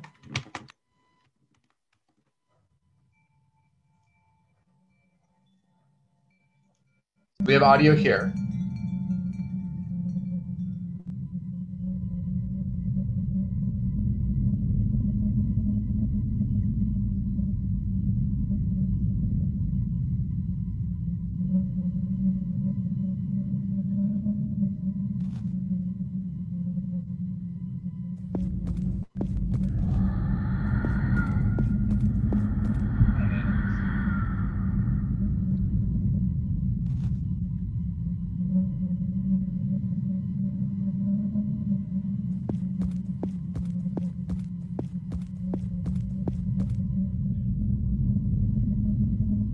Together. Okay, and so there was audio at the beginning, but the audio does not seem to be in this part. We go up here, sort of park, push this up, open the door. All right. I'm trying to think. Got some blocks up there. I got this lift. So if I leave this character behind, I can go up here, go up, and I can bring blocks down. I don't know if blocks will do me much good. There's more space over here. Definitely the question is how to get this other character up. Oh, I see. There's a button pad over there. All right, let's see if that works. I'm just gonna grab this.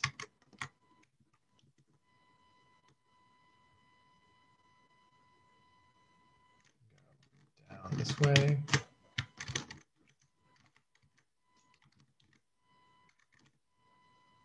Back. Hopefully everything's okay down there. I'm just sort of leaving that character behind. I have much of a sense of. Does not look good for them. I'm gonna. Did that do anything?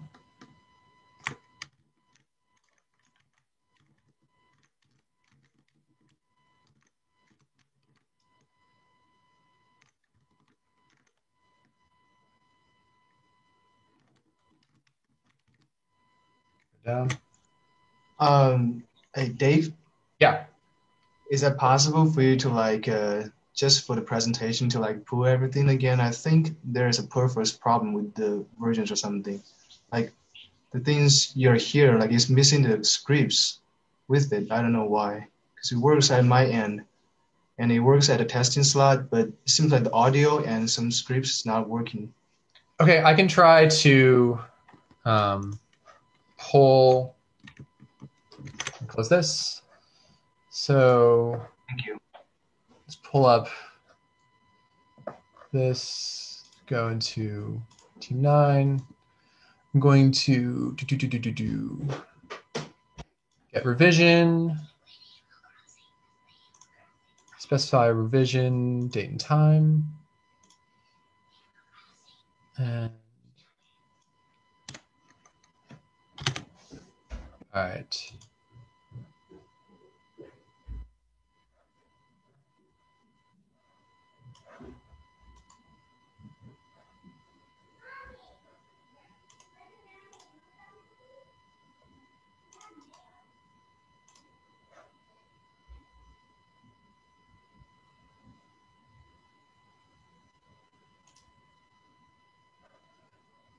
Let me see. So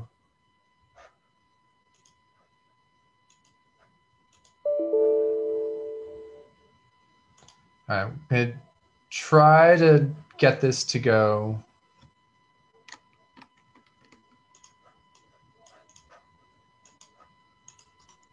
I'm sorry for the situation, guys.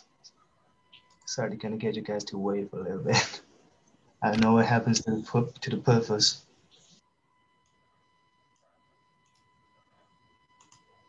Kill that. All right.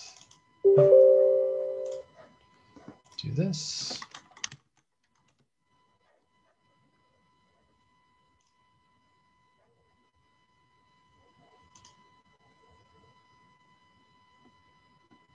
Log in here. All right.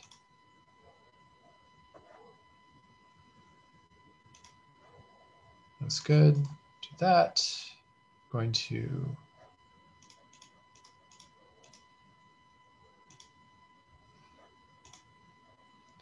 that's it. All right.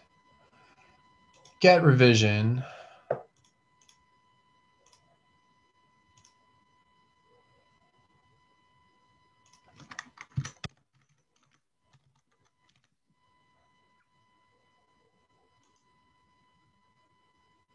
All right. I mean, it seems like I guess, do you want me to go to an earlier revision? Is that what you're talking about?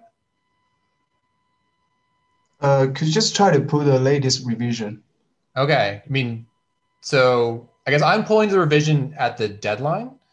So I guess you made changes after the deadline. That's what you're saying?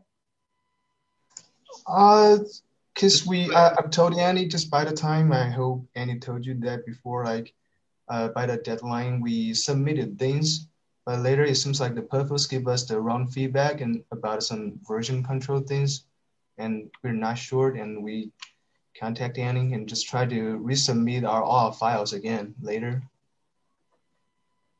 Okay, so this is because right now this version is not even like the same as the version that we did in the testing slots. Our testing slots version was even working, but we did nothing change to that much. Okay, so the version. What was that? I believe there's a video that you can play. Did you guys submit a video at the? I've got a video here. So I'm gonna. We can try pulling this. See what we got. Oh, okay.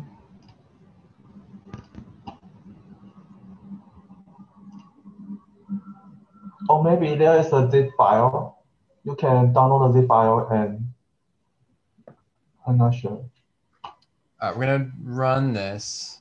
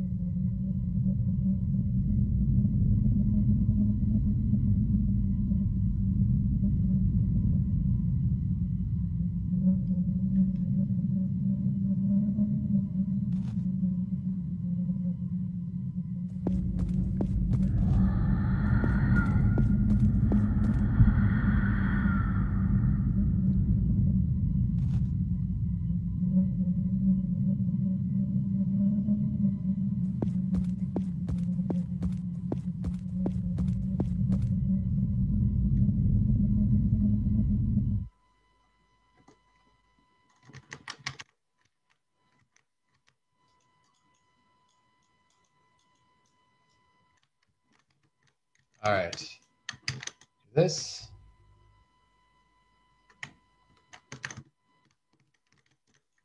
This.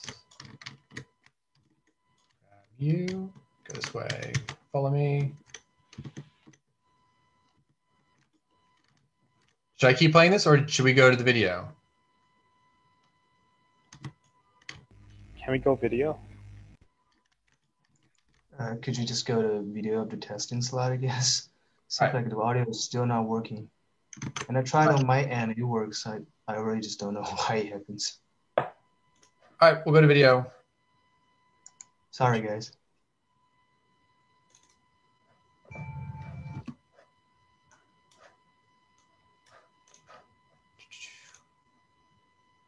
Share screen. This guy.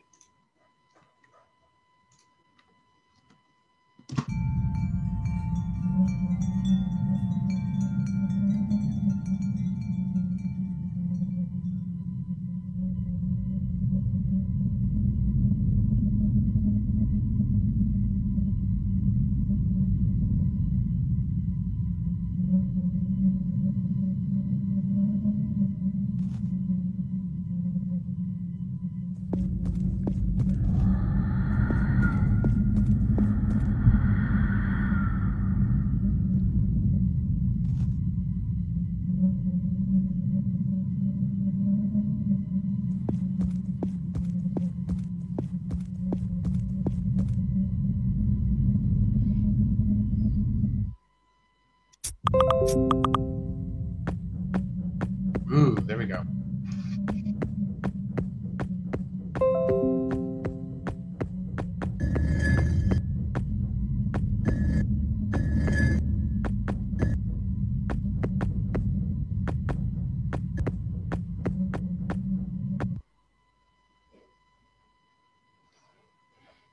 Is that all the video? Did I play the right video?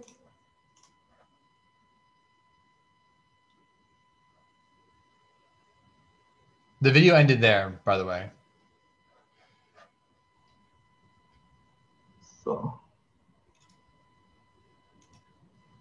Sorry, Dave. Do you see a zip file? So sorry. I did see the file. You didn't see a zip file? We'll get the. I can extract the zip file here. One last. I think. I got another. Got a world here. All right, we're gonna. This is the last. Let's try this. Okay, thanks. All right. So, all right. Running the zip file.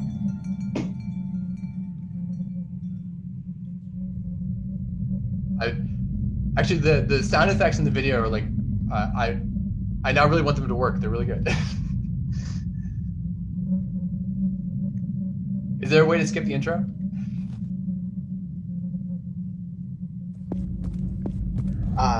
No. It's fine.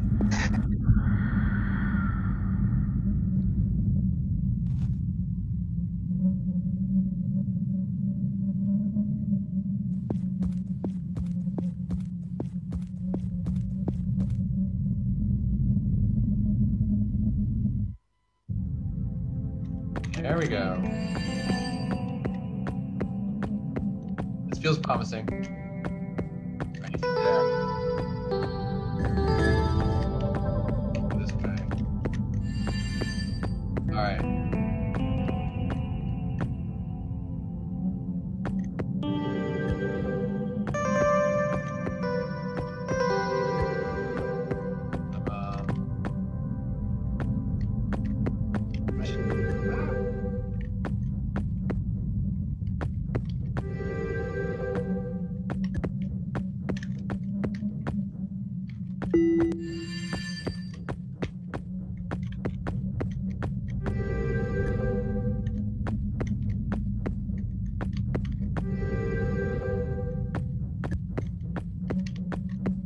All right, so we got the character, we can get the other one, we got a one person lift here. Part of me is like, can I move around there? Got blocks I can move. I mean, will it do anything good to like push a block onto the elevator? Nope, can't do that.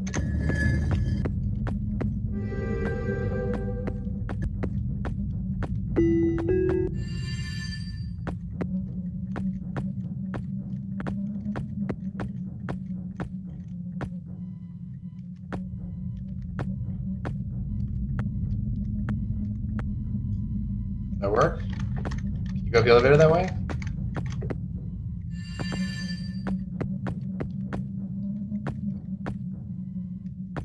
I think so. All right. In the interest of time, what should I be doing? Let's try to explore around on the second level. On the floor second. All right. So I explored before, and I found a pressure pad, but it didn't take it through. I'm gonna do it again.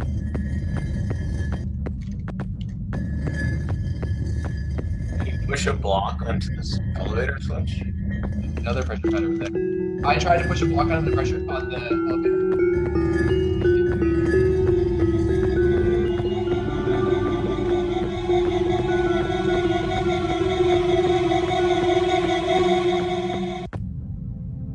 All right.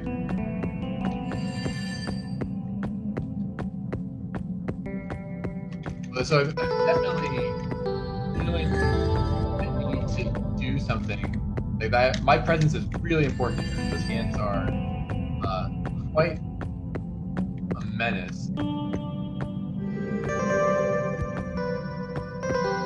gonna, instead of bringing a stone over, I'm just gonna walk over much faster. Now, the game has not told me I can do this with just my body. That's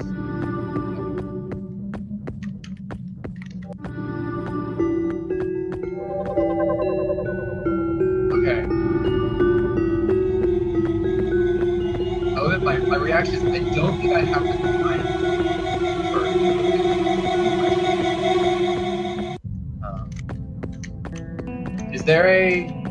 Is there a trick to the timing of this or is it just I have to be really on top of it?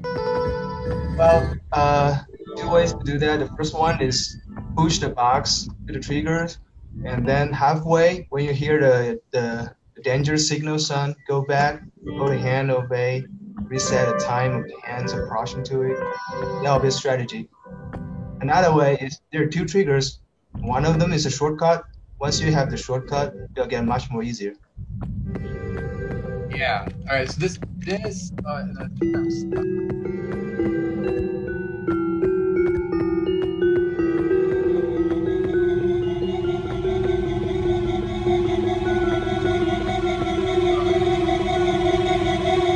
I think in the interest of time, I'm going to call it. Is there, once I get past that portal, is there more to see? Yeah, there are like also half of it, like another level, another challenge, and also an ending animation. Okay.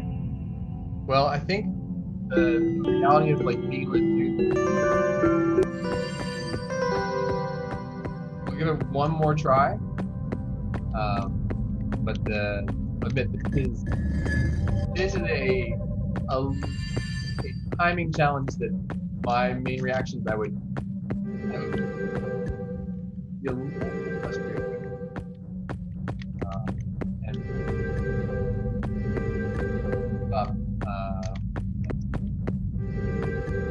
Let's try to like don't move when you're on the elevator, and keeps moving when you arrives, when the elevator arrives.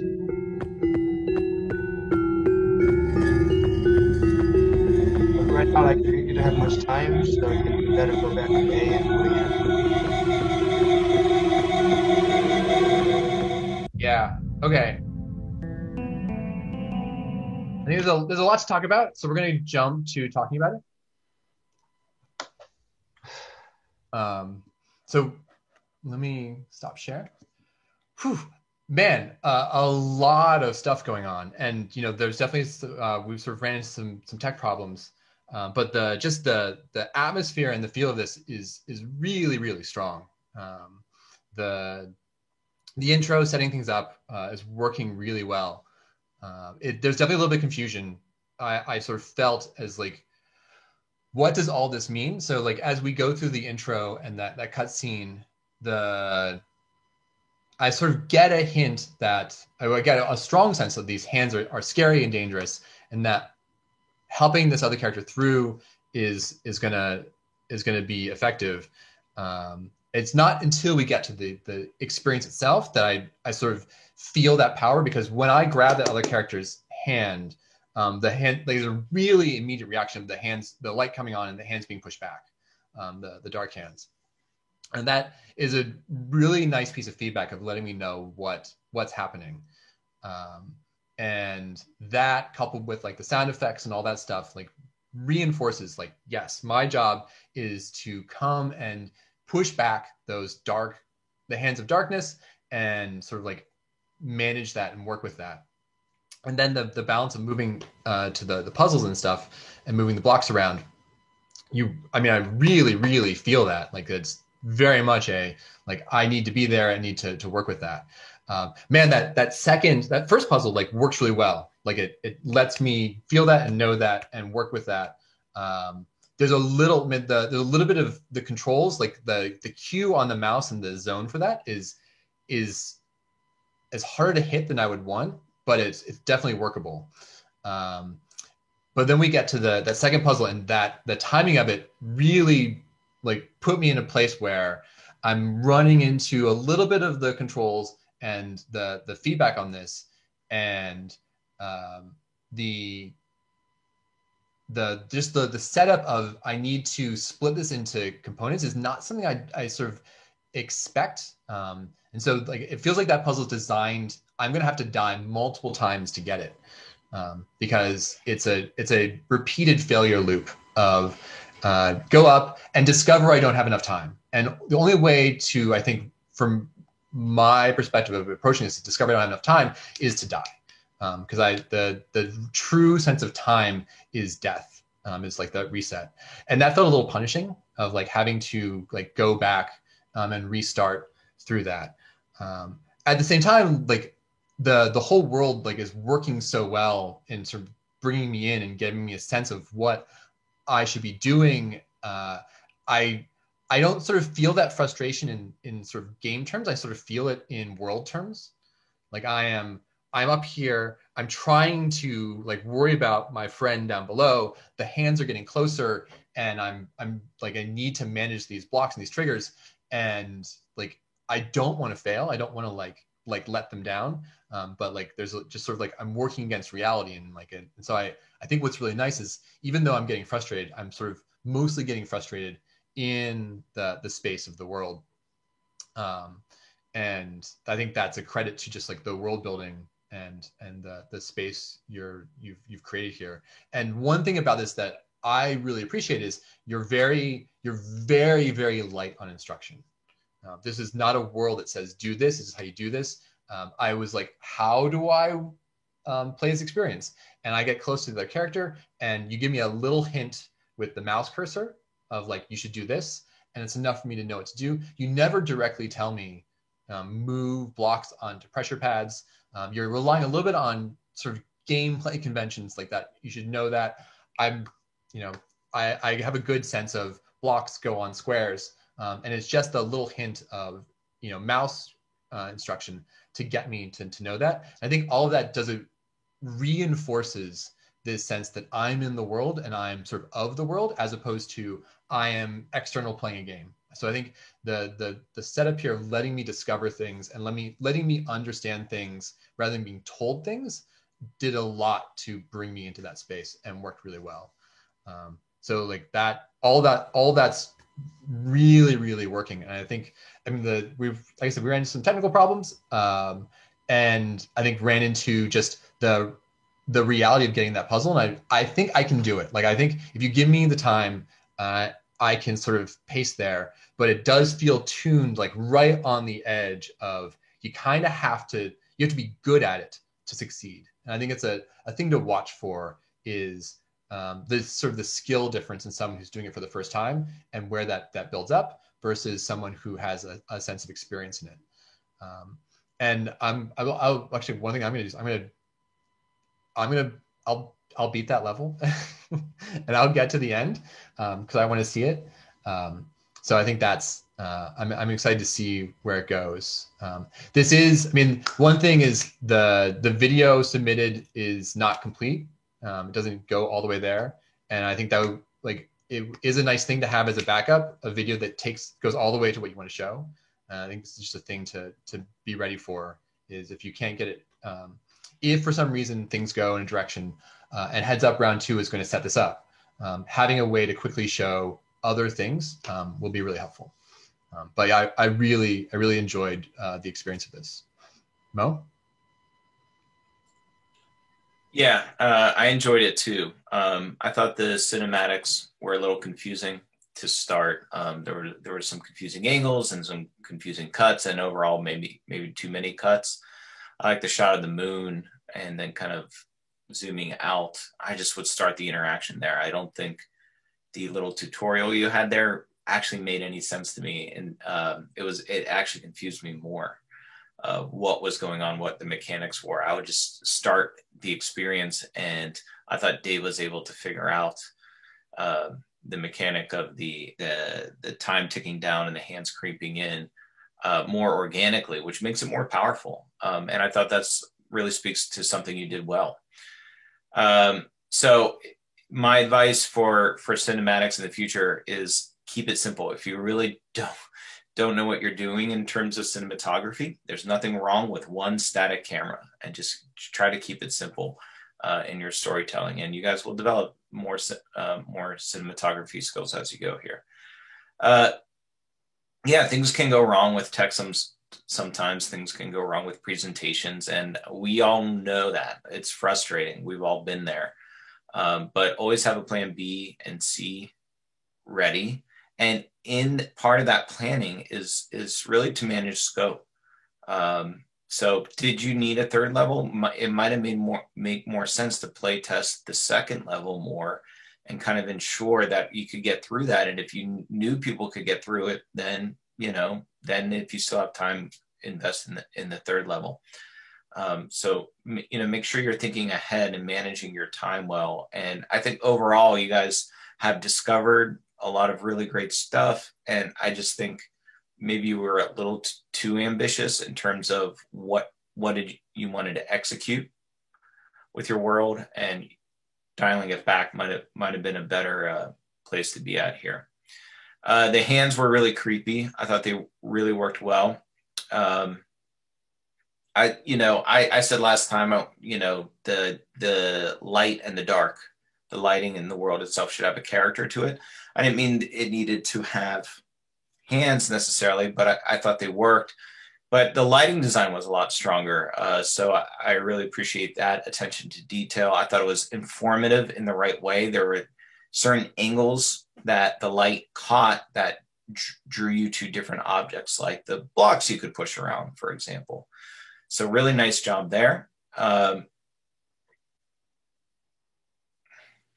Yeah, okay. So the one piece that I didn't think really felt answered to me was the relationship between the two main characters feels incomplete. We have a character who can't be by itself, and the gold character seems really powerful, while the blue character doesn't really bring anything to the equation here. So in terms of world building, that feels incomplete to me. Why do I care about the blue character? How's the blue character helping me? And I know that wasn't a requisite for the assignment, but stepping outside of the assignment and looking at the world you've built, what does this blue character do? That wasn't totally clear to me, and it wasn't clear what the relationship is and why. Yeah, overall, really nice work. A lot of great progress from last week as well. Christian. I mean, it's a beautiful sonic experience because you're dealing with the unreal. It's a strange environment with strange concepts. You captured that very well with not necessarily rhythmic music. The sound effects work in terms of, hey, you move a block, it makes it sound like you're sliding a block. The elevator, completing the doors and all that stuff works very well. The progression of danger for that second character as the hands are approaching is a really unique twist. It may be a little bit too musical, After you die the first time, then you start understanding, the danger of it. It is dissonant. You are using dissonant keys and note combinations there. But beyond that, I think there could be a little bit more atmospheric elements that you can do to make it sound a little bit more dangerous than just music. And maybe you already are doing that. It may not be translating through Zoom. In terms of the danger in general of the hands, I think having an additional atmospheric element that is the character of the hands could keep that element of danger present. The hands only disappear when you are holding that second player. And so if you let go of the second player and the hands appear, it may not necessarily make sense that there is no state change of those hands appearing. Over Zoom, it just made it appear that the only time the danger of those hands really was there was towards the last, 6 seconds before the hands actually do start attacking that player. And the failure moment of, you're building up to it, and the only thing that really happens is you just respawn at that particular checkpoint. There isn't even if it's just a moment of silence, just extending that moment to capitalize on that failure could make that moment a little bit more impactful as well. But beyond that, if you do submit a completed build video, do send it my way, because I'm really curious to hear how the rest of the environment in the world is. But it's really beautiful, and it fits. It's beautiful, and it fits for that. But yeah, I think the message is you've got such a lovely and sort of cohesive world and start that there's definitely some places to tweak, but just in terms of crafting this space, bringing the guest in, I think you've got a really great thing here. And techniques. So really good work. Dave, can I say something, please? Sure. Yeah, I mean, well, since it's surely a kind of frustration that I cannot just completely show our game, but still, I believe, including me and my teammates, that we are putting a great efforts to like the game. So if we have time at the beginning of the class session, like after everyone's game has been shown, can I have like 5 minutes to like share my screen and play the whole process of the game? I mean, just regardless of the grade or something, we just kind of want to show our work. And could you do me a favor and could you just make a recording of it? Make a recording of the whole progress? Yeah, I think we can. I think we can share the recording. Okay. Sure, of course, I'll do that. Thank you very much. I mean, I think so. Just heads up in the future. Like, this is why we have you do recordings. This is like our goal is to not get to a place where we need to, pull things on the fly and build things on the fly. That's like that recording is like, we will use these recordings a lot in class because we run into stuff where we either like the guests can't progress, something like that. So we'll sort of let it go for now. But I want everyone to just, appreciate that recording is kind of important to the flow of this. And so having that will be really helpful. And things actually, other places will be helpful is if we want to revisit, like in a discussion, like what that is, those recordings are really, really helpful as well. So I guess for everyone, have a nice complete recording as part of the submission. And Dave, can I echo on that point? That video that you submit isn't just hey, play through the world and get there as quick as possible. This is for probably most teams, this will be the only recording that you have of that game. So if you want to put it on your portfolio to show people, hey, this is it, play through it, showcase some of the beautiful elements that you have there. Don't just speed run through it and just say, oh, I created a video for the sake of creating a video. It's really important to play through it and embellish it and have certain camera angles that, if I'm taking the dog herding sheep one, for example, for that one, don't just like herd the sheep, make it go through the things and go back into the pen.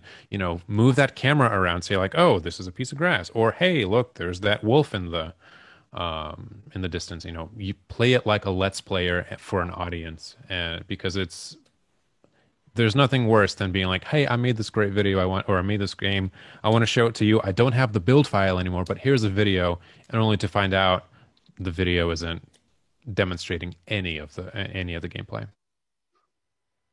All right, we are basically we're over time, but one thing I want to do before everyone takes a break is give you guys a quick look at assignment 2. Like I said, I posted the video of this on Canvas. I'm going to do a really quick screen share of the assignment sheet here. I'll go ahead and fit this to the screen. Okay, so really quickly, assignment 2. This is going out today. You're not getting your teams until tomorrow. So today is about a little bit of like your brain thinking on assignment 2, but a lot about you guys reflecting on assignment 1 and especially teamwork. So we're doing retrospectives today, and we're doing reflection on round 1 goals, and we're also doing round 2 goal setting in terms of teamwork skills. So that's what we're discussing this afternoon, but that's in the video as well. What I want to just get out there is assignment 2, and assignment 2 is, as it says here, the feeling of freedom and naive guest. I think actually, Karen, Steph, or Annie, if you could put the link to this into chat, that'd be helpful. And the really quick summary of this is a few things. One, you're having a platform restriction. You'll be either using the microphone or a web camera. You're welcome to use both, but you have to use at least one, and that is all you get to use in terms of input. So no mouse, no keyboard. It is exclusively camera or microphone. We'll be giving you guys plugins to help do that. So we have pitch detection, and we also have face detection, which can do feature tracking on the face. And it says here you get to use those input devices, and you can have a start screen, which is like click or hit spacebar to start the world. And at that point, you're done with input. And this whole assignment is about bringing in a naive guest, and this will be a naive guest, someone who's never seen your world, who is not me, isn't Mo or a TA. They'll be our guest playing your world for final, and your job is to craft an experience they can go through, feel like they have a lot of freedom, and you can predict what they're going to do. And so the two major pieces of this that you're going to be engaging with are, we're going to ask the naive guest how much freedom they felt they had in your world. So did they feel like they could make choices and do what they wanted? And then you are going to be supplying a PDF with at least 3 predictions of what the guest will do in order. So you will need to design your world to both give the guest the feeling of freedom, but also design where you have enough control of what they're going to do that you can predict it. And so this is all about iteration and thinking about indirect control. And to that end, what you're going to be doing is you're going to be guest testing. So you're going to be required to guest test your world before final and submit basically the evidence that you guest tested. We recommend, as says, at least 4. If you want to get full credit, it's going to go up to 8, and 2 guest testers must be non-students. So finding people either related to the ETC who aren't students, or roommates and family. All those are possibilities. You'll also be building an interaction map for Interim, which maps out your plan of how you will get the guests to do the things you want them to do. So think cause and effect. What in your world will cause the guest to do the things you want them to do? And like I said, when it comes to Interim, you'll be presenting interaction maps in your world. We won't be having naive guests for Interim, but we'll be working on making it so I might be playing, or someone else might be playing to give you that test, but final will be naive guest. It'll be someone who's never seen your world, who may not know, who may not be much of a game player. And your job is to design the world to succeed on these dimensions that we've laid out here. We will guarantee that the guest will have access to a machine that can run your world. So microphone and webcam is going to be, we're going to work on making that adequate for all these things that are working. And the machine will be Windows and run those things. So we're going to work on the tech side to make sure that works. And we will, ensure that the guest can experience your world within reasonable parameters. So they can, use a microphone and a camera adequately. And one last thing to be aware of that's really important here is this space right here, which is you are not allowed to give the guest any instruction, which means no start screens with explicit instruction on what they should or shouldn't do. No, like move your head this way to make this happen. There is no instruction allowed at all in this world. You are allowed to have guidance in the world where a character says, hey, follow me. But when it comes to particularly interface and how the guest is supposed to do that, your job is to get the guest to understand things and follow the guides you put in place by design of the world, not through telling them what to do. So all this together will make for a challenging world to design. So think restrained in scope. How do you focus on the experience the guest will have, and then how do you iterate that? So how do you build something that can be iterated so you can see what guests will do? Like a major piece of advice is you cannot think your way to an answer here. You can't just design a world that will work by thinking hard. You're gonna have to build something and see how people react to it and then iterate that. So that is assignment 2. I want to just get that out there this morning so people had access to that. This afternoon at 2:30, I'll be opening up for questions and things like that. So with all of that, congratulations on round 1 finals for the morning session. As looks like Annie posted into chat, there's some updates on workshops that's going to be happening. We're going to be doing workshops on the tech, so we'll be covering that. But yeah, come back at 2:30 for more details and more questions. If that's out of scope, the recording that talks through a lot of this in more detail, particularly the retrospective stuff and the goal setting stuff, is up on Canvas, where we sort of post the links to the class recordings. So with that, we're going to end the morning session. And if you guys, everyone's welcome to come back at 1 for the afternoon session to see the last 3 worlds. And then, like I said, 2:30, we're going to be talking about next steps in class. So thank you, everyone, and have a good break between now and the next session.